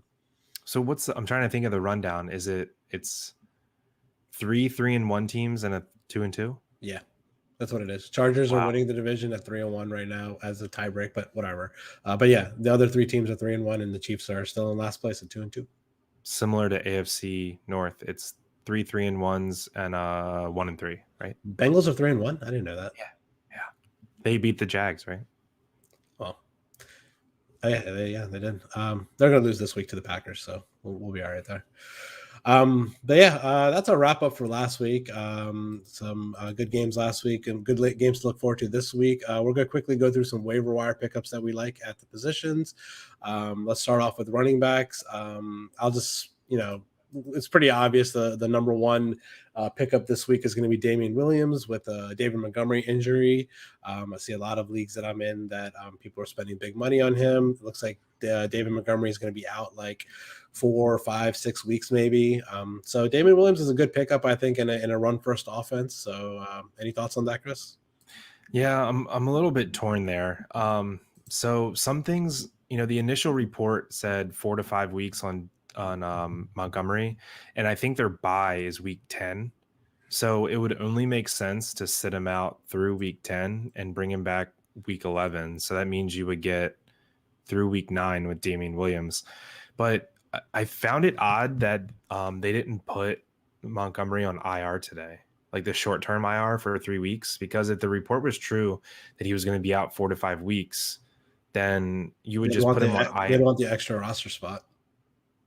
They don't want it? No, they would want the extra roster spot. Yeah, exactly. Yeah, they would want it. So that I found that to be a little bit odd. So I don't know, man. This is a tough one because I'm very against spending $50-$60 on a running back that I get to use for 2 weeks. But it might be more. It might be 4 or 5 weeks. Yeah, if he went on IR today, I'm pretty much blowing the bank on Damian Williams. It definitely, if I had David Montgomery, or if I had Joe Mixon or like another running back injury. So yeah, if you need Damian Williams as your RB2 for the next 2 or 3 weeks, I'm fine with spending. It's going to take $40 to $70 to get him. So he went for 50 in our big baller league, and he went in my other big league. He went for 62. Yep. So it's going to take. Don't even waste your time. If you want to do like a $10-$20 bid, you are not going to get him. So if you have a waiver one priority, I would say blow it on Damian Williams for sure. Yeah, I think he's worth the waiver one, especially if you're needy running back wise. So yep, obvious. Anybody else that you're thinking that waiver wire wise? Yeah, man. I have a couple more names. If I don't need a running back right away, there's actually someone I want more than Damian Williams. If I don't need to start him right away, if it's a bench stash. Okay. It's Kenneth Gainwell. Okay. So in a PPR league, if I don't need the play right away, I need this guy on my bench because the Eagles aren't using Miles Sanders. It's very apparent. And, I want to see if Gainwell can win that job. I mean, they're already proving that they like him. So in a league that you're desperate for a start, go lean Williams. In a league where, and Gainwell, not to mention, is going to be much cheaper than Damian Williams. I think you can probably get Gainwell for $15-$20 this week.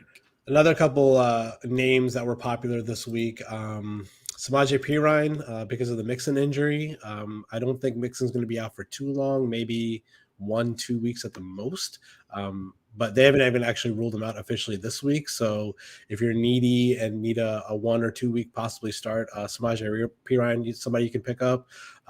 In a couple leagues that I'm in, he was going for like anywhere from like $8 to $10. So for fab budget. So if you need it, but it's not a long-term answer because Mixon will be back and he is the workhorse in that offense. And then the other name I saw popping up this week was AJ Dillon. He had a pretty good game last week. He seemed to eat into Aaron Jones's shares a little bit. So he's not really somebody you can really start, I would say, but he's just an elite handcuff. He's just an elite handcuff, and if Aaron Jones goes down, he's going to be someone that you can start with confidence.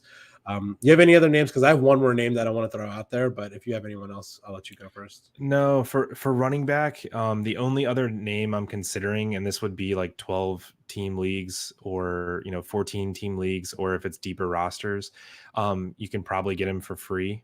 Khalil Herbert is the running back on the Bears behind Damian Williams. Damian Williams is actually questionable. Right now. Yeah, he's questionable. Yeah, he's questionable for the game. So if you get Khalil Herbert for free on your bench, you might get a really nice, free play. I didn't even know his first name. I just knew it was K Herbert. I didn't know it was Khalil. Yeah, man. He was a 6th round pick this year. Really highly regarded college player. He has prototypical size. He's like 5'9", 225. He's a nice looking player. So stash Khalil Herbert. Keep an eye on Damian Williams, and I think Khalil Herbert's a must start if Williams is out. But anyway, Rick, we have a question in the chat. So cool. Before we move on with the waiver wire, let's I'll read the question to you. Sure. Okay, I just did Hollywood and Zach Moss for Cortland Sutton and Melvin Gordon. Did I lose? And he says, I have Cook as my RB1 and Moss as my RB2 now, with wide receivers being Diggs, Keenan Allen, and Hollywood in the flex. Yeah, I'm reading it too. So he traded I think the side that had Hollywood and Moss won the trade. What he got, right? That's what he got. I hope so. Because I think Hollywood is greater than Sutton, and I think Moss is greater than Gordon. I would say Moss and Gordon right now are probably equal. Like I think you're winning that trade because Hollywood is better than Sutton. Yeah, this is I personally like the Hollywood and Moss side better, just because I like both of those players, but Hollywood and Sutton aren't too far separated. So he's saying he got Hollywood and Moss. So I think you won that trade. Oh, good job, dude. I was going to try to smooth it over a little bit for you if you got the other side, but I'm not looking to acquire 2 pieces of the Broncos offense right now, especially with Lockett. Exactly. Yeah. So good job, Michael. You got 2 players that I'm trying to roster a lot. I think Zach Moss will eventually take a hold of this backfield in Buffalo, and even if he doesn't, he's showing that even sharing the snaps, he's a good fantasy producer. I like your team, Mike. Cook and Moss, and then your receivers are elite there, man. Diggs, Allen, and Hollywood. Now that's a pretty good team. Yeah, for sure. If it's a 12-team league, that's a solid team. Mm-hmm. You haven't got what you want out of Dalvin Cook yet, but I wouldn't worry about that. It's coming. This week he plays Detroit, so yeah. Fire up the 25-point Dalvin Cook week. It's happening. Yep. All right. Thanks for the question. Do you have anything else to say? Nope. That's it for that. I was going to move on to wide receivers. Let me give you one more running back name before we move on. One more. Oh, okay. I thought I said it for you with Herbert. No. One more name.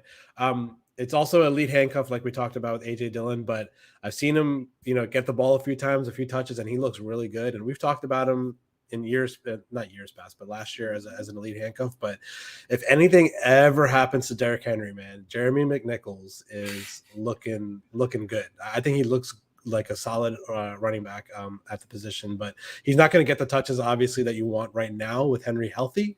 But if he ever goes down, if you're in a deep format, you can get him for free right now. It's not a bad stash. Yeah.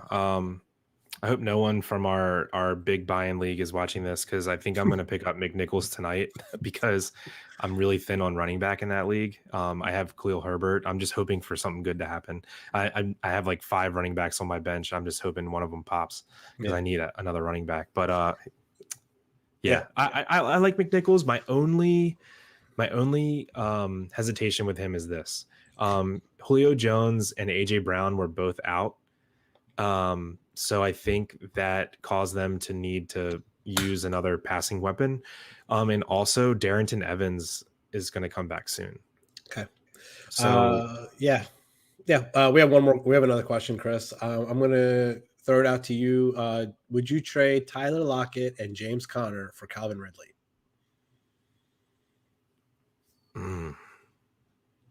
This is a really good trade. I love trades that like make me think. So I don't know if I could truly answer this without knowing the full, your full team. So if you guys have questions, if you could just kind of say, a little bit more context, like, is it PPR? Do you currently play James Conner, or is he just been like a total afterthought on your bench? Like, does he mean anything to your team? Yeah. My first instinct, and I usually like to go with that, is I do want the Calvin Ridley side. But I don't know. It's one of those things, like if it's a league that, maybe it's not full PPR. So Connor, half PPR, I have Alvin Kamara and Saquon. He's a half PPR. So he has Alvin Kamara and so he's not really starting Connor. He's not starting Connor. So I do think I would take Ridley over Lockett rest of season. How'd you get Alvin Kamara and Saquon Barkley? That's a pretty good draft. It must have been a trade. Yeah, I would take the Ridley side of that trade. Since you have 2 studs at running back there, so it would definitely upgrade. Ridley's definitely an upgrade for Lockett, in my opinion. Another question for this week. You know the answer from me, but would you start Cordell Patterson over CEH half PPR? I'm starting Clyde because that game is going to be a shootout. Who do the Falcons play? They play the Jets in London. I'm starting Patterson just because of the matchup. Who do they play? They play the Jets. Dude, the Jets have been like low-key a good defense. I know you keep saying pick on the Jets, but they're not giving up points. Are they? Really? I don't know. Look at their like how they're doing against receivers. I feel like they're like at the top end of the league. Anyway, just I'm gonna kick back to what is it? Nifty Main. Yeah, so I'm doing some research for you just to make sure that we like our answer. So, in rest of season rankings, the consensus looks to be that Ridley and Lockett are like a pure push, like same kind of rank for the rest of the season. So, and what'd you say? You said it's a half PPR. You know what? I'm going to take my answer back. Just because if it was a full PPR, I wouldn't really care about James Conner, but because it's only half, I think he's a decent asset to have as your RB3. So given that Ridley and Lockett aren't real difference, and Tyler Lockett actually has a better playoff schedule than Ridley, I want to keep Lockett and keep Conner. And if you don't have that much depth behind Alvin Kamara and Saquon with buys coming up, you may need Conner to start. Yeah, if Conner's truly your RB3 and you don't have much going on behind that, I think Conner's actually a decent bye week play in a half PPR league. All right, Nifty, we're taking back our answer on doing that trade, so don't do it. Yeah, As for B-dubs, so Rick, you're firmly on the Patterson side. No, I'm not firmly on it, but I just think in London, against the Jets, Patterson's been doing good. I'm going to fire him up for another week, even though Clyde Edwards-Helaire has had a good couple weeks. The Bills' defense is pretty good. I could see them stepping up for this game and just being a throwing shootout, not a running shootout. Yeah, can we bet $10 on this? Sure. All right, I'll take Clyde. You take Patterson, and let's just see what. B-dubs, I will tell you one thing, that Chris is a better fantasy football player to me than, so if he's saying take CEH, probably play CEH, but I just like Patterson. I just like what I've seen out of him. And then you get that early morning Sunday boost with him. Rick's all about the crack. For me, man, it's 6:30 in the morning on Sunday morning. I'm waking up to watch a London game between the Falcons and the Jets. So let's put it this way. Undoubtedly, Clyde has the better floor. Yeah, you're not arguing me with that. No. Patterson has shown a ceiling that Clyde doesn't really possess yet. But yeah, man, I'm playing for the floor. I'm going Clyde. Okay. So hope that answered your questions. If you guys have any more questions, leave them in the chat. We're gonna move on real quick to waiver wires for wide receivers. Do you have any names for me, Chris, that you are looking at? Yeah. So I have 3 names written down, and they might be owned in some of your leagues. It kind of depends how deep they are, but I need help ranking them. So I'm gonna give you 3 names and see what order you would prioritize them in a full PPR league. Jamison Crowder, number 1. No matter what. No, I just love Jamison Crowder. Yeah. Jamison Crowder, Jacoby Myers, and Darnell Mooney. I joke when I say Jamison Crowder is number 1, but I think right now I would probably go. It's like 1A, 1B between him and Darnell Mooney for me, and then Jacoby Myers third. I'll probably go Mooney, Crowder, and then Myers. Okay. Yeah, I'm struggling with Myers, man, because he's not a household name, and I feel like people are fading him a little bit because of that. But Mac Jones looks really good, and Jacoby Myers plays every play, and he is just like, he's a 6 to 8 catch machine. And yeah, Crowder has to deal with Zach Wilson, and oh boy, this is a tough one. I have this decision to make in one of my leagues, so I need to figure out what to do. But I think the moral of the story is Crowder, Myers, and Mooney are all great targets, especially for PPR leagues. So yeah, those are my top 3 wide receiver pickups of the week. Do you want to power rank the guys behind DeAndre Hopkins and the Cardinals for waiver wire pickups? Green, Moore, and Kirk. Because okay. I think they're all pick upable. You just gotta make a decision. Yeah. If I'm not starting the player, this always matters, right? And I feel like people don't always think about this. If you're gonna waiver someone or pick up a free agent and you don't need to start them, there's no reason to look at their current week matchup or their matchup the next 2 weeks. You want to know what they're gonna do in 3, 4, 5, 6 weeks down the road. So if I'm not starting the player, Rondale Moore is the easy answer because he has the highest ceiling of the bunch. If I need a wide receiver 3 or a flex play, I'm going with AJ Green. He's the hot hand. Okay. We have another question from the chat. You want to read it? Sure. Okay. Joey, thanks for the question. I need 2 wide receivers this week. I have Robert Woods, Tyler Boyd, Marvin Jones, Cortland Sutton, and Laviska Shenault. So 1, 2, 3, 5 wide receivers and need only 2. Okay, this is going to be a tough one. So let's see what we got here. Is there any of those that are a slam dunk start for you, Rick? No, none of them are slam dunk start for me. I would probably say that I think I'm definitely going to start Marvin Jones just because the Titans defense is really bad. They couldn't stop the Jets last week. So definitely going to start Marvin Jones for sure. And then I'm not going to start Sutton just because I don't think Drew Lock's any good. But I think we're getting warmer, Rick. I think we're going to pick the same 2. Come on, lead me to it. I think it's probably going to be Jones and Boyd for me. Oh, okay. So we both picked the same number 1. Marvin Jones is my favorite start of the bunch because they lost DJ Chark and they play the Titans, who have an absolute Swiss cheese defense. Marvin Jones and Trevor Lawrence looked amazing last week. Yeah. So I think. Does that mean you're going with Shenault? No, okay. I like, Shenault had the better week than Marvin Jones. I don't know why I instantly thought, let's go with Marvin Jones, but I'm going to trust my gut there. that he had a little bit of a down week last week, but I like Marvin Jones. And then my second one, I don't really want to play Jones and Chenault.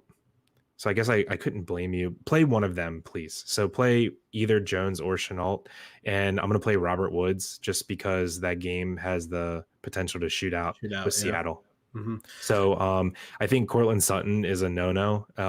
Is T. Higgins back? Yeah, so that's why I didn't go with Boyd. Not a good matchup for Boyd, and T. Higgins may be back. So I'm going to lay off that at least for a week and let that settle. So I think I'm going to agree with you there. So I'm going to go Jones and Woods. Yeah, so I think my final answer is definitely Jones. And if you want to get frisky and kind of shoot for the moon, you could go Jones and Chenault. I mean, you're almost guaranteed a touchdown if you go with Jones and Chenault. Yeah. But Titans defense is really bad. Yeah, they're I think that game is a sneaky shootout. Yeah. But yeah, I hope that answers your questions. I think we're gonna lock in Woods and at least one of the Jaguars receivers for sure. That's a great way to answer it. Yeah. Thanks. All right. Back to waiver wires here. I don't really have any other names really. Rashad Bateman, we already talked about. Jamison Crowder for sure. If he's available, like you can go after him. I don't really have any deep names for you. This is the same old guys. Terrace Marshall, Zach Pascal, maybe. I don't really have anyone else. Yeah, is Elijah Moore droppable? Got to be, right? Yeah, I think so.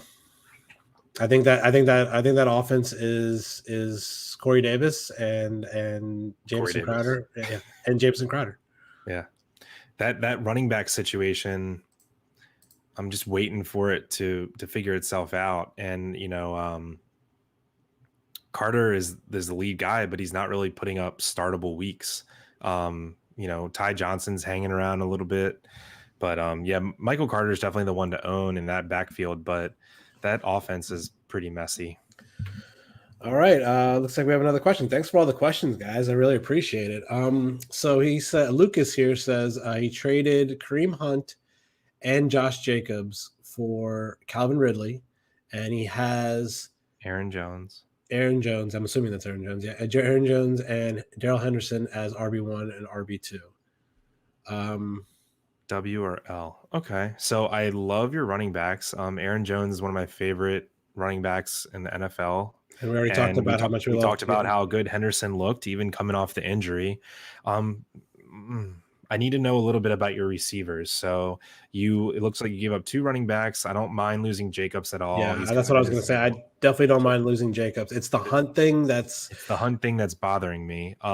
So I need to see how desperate you were at wide receiver, because Hunt as your RB3.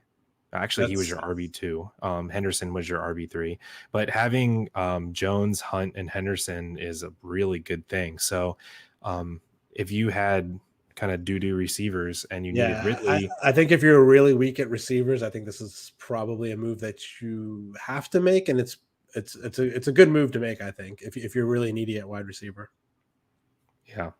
So I'm going to call this trade pretty much a push. I think it's a pretty fair trade because, I think it's a decent buy low on Ridley. We just said how, the best is yet to come for Ridley this year. I think the breakout's awaiting, but it's hard to ignore how good Kareem Hunt's been. I mean, he's been better than Nick Chubb this year. So tough to give him up, but I think it's a little bit of a sell high on Hunt and buy low on Ridley. So I'm with the trade because I'm assuming you did it because Ridley is going to plug and play as your wide receiver 1 or 2. So I don't hate it. Yep. Guys, isn't it crazy? We don't even care that we lost Josh Jacobs. Yeah, I don't really care at all, to be completely honest with you. I just feel like the Raiders don't use them properly. But yeah, guys, if you're tuning in, asking questions, if you could hit the like button, that'd be great. If you could subscribe to the channel, that'd be great. We talked about a giveaway earlier for a Josh Allen signed helmet. If you could tune into that part, that'd be awesome. Lucas also said that his wide receivers were hurting. He had AJ Brown, Adam Thielen, Robbie Anderson, Cortland Sutton. Yeah, I think that's a move that he had to make. Yeah, because Robbie Anderson's pretty much a 0. He's approaching droppable. Sutton, Drew Lock might be quarterback now, and then even when Bridgewater's back, Judy's going to be back. So I think Judy kind of looked like the one in that offense. So you're going to have. Let's see. So your team is going to be AJ Brown and Calvin Ridley and Adam Thielen. That's sick wide receivers. So and then you have Aaron Jones and Darrell Henderson. So I like your team, man. I think you improved your team. Yeah, I agree. Good move, Lucas. Good move. Do you have any tight ends or QBs that you want to talk about? I think Sam Darnold is someone that you can pick up in if you're streaming quarterbacks. We always talk about how good Kirk Cousins. He has a sick matchup this week against Detroit. Tight end wise, we talked about Knox and Schultz and possibly even Max Williams. Anybody else? Yeah, so just a QB real quick. I can think of way worse things to do with a roster spot than to put Trey Lance on your roster. So, I mean, no matter what your QB situation is, I just think putting a piece like that on your bench, that if he does take off in the next 2 or 3 weeks, just having that value on your team, for you to use yourself or to trade, it would be hard for me to find someone else that could be worth what he's worth in a couple weeks. And we're always talking about these guys, Trey Lance and Justin Fields and stuff like that. What about the number 1 pick here? Is that somebody that you're talking about or thinking about picking up? Trevor Lawrence. He has a great matchup this week against Tennessee.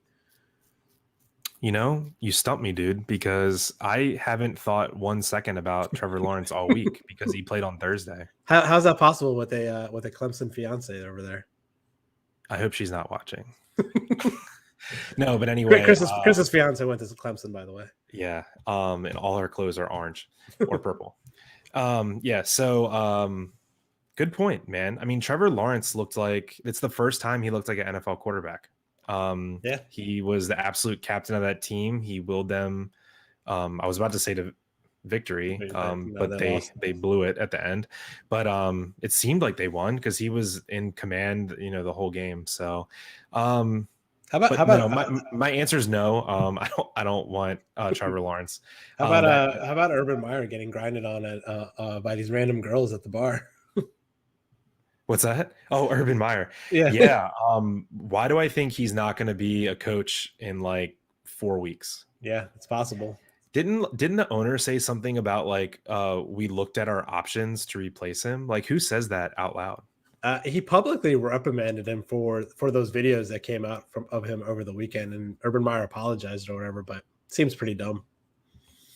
We had another question, so I'll let you read this one. All right, so we got a question from Balloons Battle. I like that name.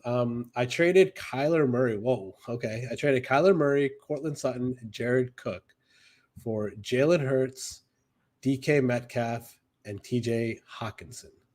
Did I win? Okay, so yes. Okay, so I'm going to say yes because you upgraded at receiver and tight end for sure. And like your upgrade in receiver and tight end were both astronomical. Yeah, it's way better than your drop off from Murray to Hurts. So I'm going to say yes, you definitely won the trade. Yeah, and I hate to say it because we're Kyler lovers on this channel big time. So it would pain me, and I'm sure it pained you to give up Kyler Murray, but DK Metcalf and Cortland Sutton don't belong on the same football field, and neither do Hawkinson and Jared Cook. So nice sell high on Jared Cook after his good game. TJ Hawkinson is a locked in top 5 tight end, and Jalen Hurts is looking like he's a no doubt about it every week starter. I don't have any more questions about him. So good trade, Balloons. I know you're every time you watch highlights of Kyler, you're going to be sad, but the DK Metcalf highlights look just as good, my man. Yeah, I agree. I don't really have any other waiver things to talk about, Chris. Anything else real quick? I just throw out a couple defenses. I like the Cardinals defense this week against the Niners. Yeah. If Yeah, I think regardless, I like the Cardinals defense, and also they have an excellent matchup week 7. So I think something people don't do quite enough is look ahead with their defenses. So if you can get a defense that you can play this week and then also play the next week or 2 weeks later, so you don't have to like spend extra money on a defense, I think it's a good thing. So the Cardinals have a playable matchup this week, and then they also have a really good matchup week 7. I think they're home against Houston. Yeah. So And then if you have if they're available in your league, I think New England is a must pick up this week against oh Houston. yeah, absolutely. Yeah. So yeah, the defenses I want to call out, if they're available, you should pick them up. New England Patriots, the Bucs are a big home favorite. The Ravens are a big home favorite. Vikings are a big home favorite. The Saints and Arizona. So yeah, with defenses, when in doubt, home team that is favored to win. You want the other team throwing the ball that leads to interceptions, that leads to fumbles. So Okay. leads to sacks. Yep. Yep. Real quick, if we don't have any more questions, let me check right here. Yep, no more questions. Real quick, for this upcoming week, for week 5, just a couple, like I like to pick 3 games every week for the spread. Last week I got my first win on the show with the Chiefs covering a -7 spread. And then I took 2 losses with Tampa and the Dolphins. So this week, 3 bets that I like, for week 5. I really like the Pats -8.5 against the Texans. I just don't think that spread is personally high enough. I think it should be double digits versus the Texans. The Texans just don't look like they can score. So I'm going to take the Pats -8.5, a little bit over a touchdown. I like the Panthers in a bounce back spot at home, -3 against the Eagles. It looks like we said earlier, the Panthers are a team that we're high on. Me and Chris are both high on them. So getting a field goal at home, giving a field goal at home against the Eagles, who can't stop anybody, I'm going to take the Panthers -3, and I'm just going to ride the cat. What's the over under for that game? I do not know the over. Oh, it's 45, dude. I love the over on that game. The over under is 45 in that game. Yeah. What? That seems low.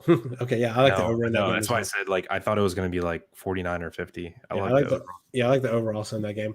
And I'm just going to ride the Cowboys again. I know the Giants went into New Orleans and won last week, and they looked pretty good, but I just think Dallas is a tier above them.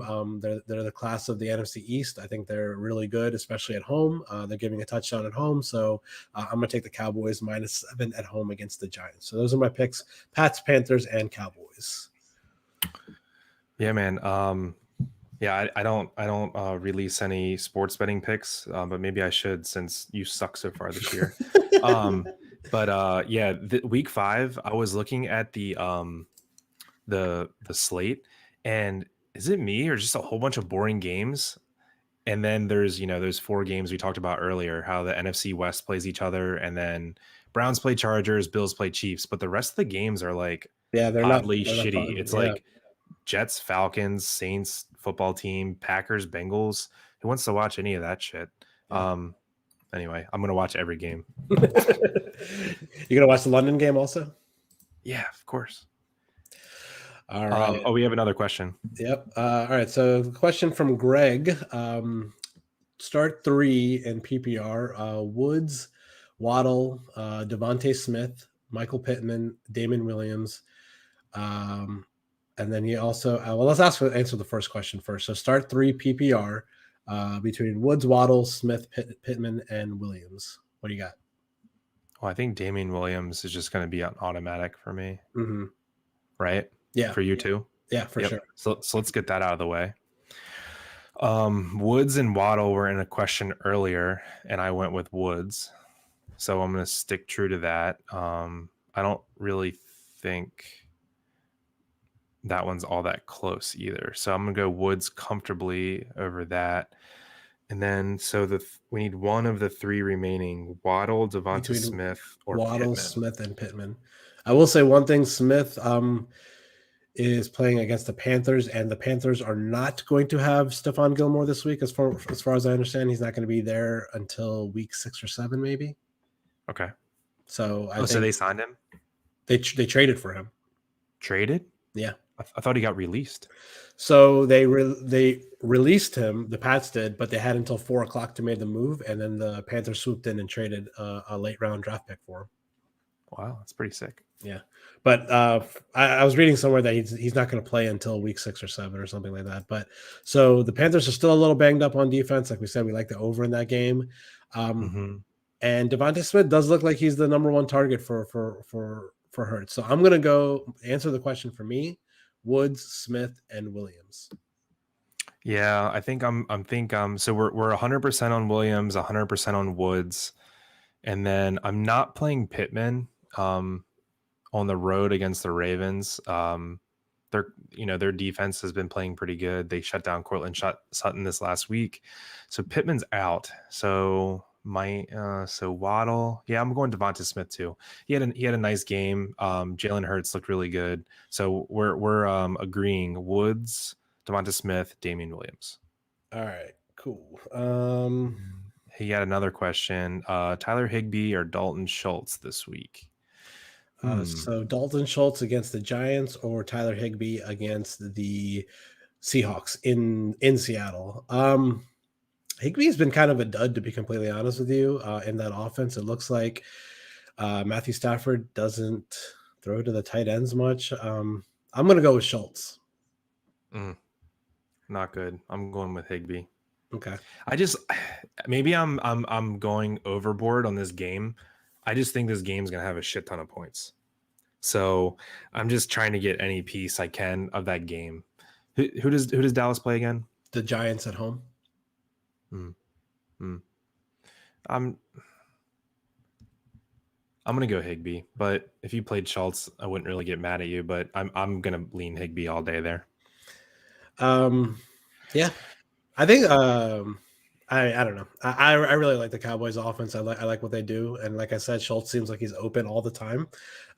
Especially if it's a full PPR, I would definitely lean more towards Schultz because he's getting a lot of targets. So I'm leaning Schultz, and Chris is leaning Higbee. So probably go with Higbee with Chris's opinion there. Got another trade question. I'll read this one. So Nick, thank you for the question, Nick. He says, I have to trade one. My team is decimated by injuries at running back. So the trade is either Deontay Johnson for Mike Evans and Damian Williams, or Calvin Ridley for Mike Evans and Damian Williams. This is a PPR league. Okay, so you're giving up Deontay Johnson or Calvin Ridley, and you're getting the same return for each one. You're getting Mike Evans and Damian Williams. So you're killed by injuries. So, okay, I get it. You need Damian Williams for the next 2 to 4 to 5 weeks. I feel you. All right, and you're getting Mike Evans. So you want to know if you'd rather give up Deontay or Calvin Ridley. My choice is give up Deontay. Man, Deontay, I don't know. Deontay's looked really good. He looks like Ben's favorite target in that offense. Yeah, I'm not going to be convinced that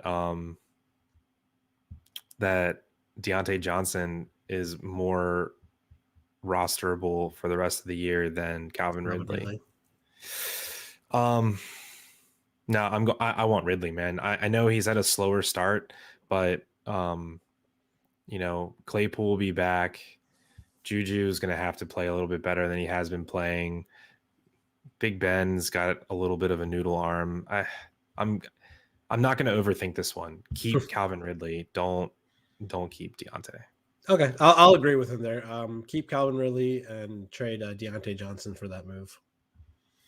But yeah, that sucks, man. When you have a lot of injuries and you have to be, I guess, is that your only option? I guess it's not a terrible trade, to be honest. But yeah, poke around your league and see if you can get a running back maybe a little bit better than Damian Williams if you're going to give up a stud receiver. Yeah, if you could get a better running back than Damian Williams, and the only linchpin there is to give up Calvin Ridley, like if you're getting someone like, I don't know, like Chase Edmonds or something, I don't know, it's just throwing out a name, but like I would be more willing to part with Calvin Ridley if you're getting a better running back than Damian Williams. Yeah, I feel you. But yeah, man. Yeah, it sucks to have injuries, but you know, you got to grind and stay in play. So respect the grind of the roster, and good job. Way to keep it moving. The worst thing you can do is have injuries and just feel sorry for yourself and just sit on it. So yeah, good job. I think Deontay for Mike Evans and Damian Williams is a good trade for you. Yep. Do you have any other thoughts on Week 5 coming up, Chris? No, just that you know, we're about to see who the powerhouses in the AFC are. Bills, Kansas City. You know, get all the players in the lineup from that game, and Browns, Chargers. That should be a shootout too. So can we talk? I had it wouldn't a week wouldn't go by if I didn't say how much Baker Mayfield sucks at football. Dude, I saw that tweet you sent out. That pass to end the game. If he converted it to OBJ, my God. yeah, like literally wide open, and he like so it. I think a lot of people know what pass I'm talking about when Beckham's going up the right side.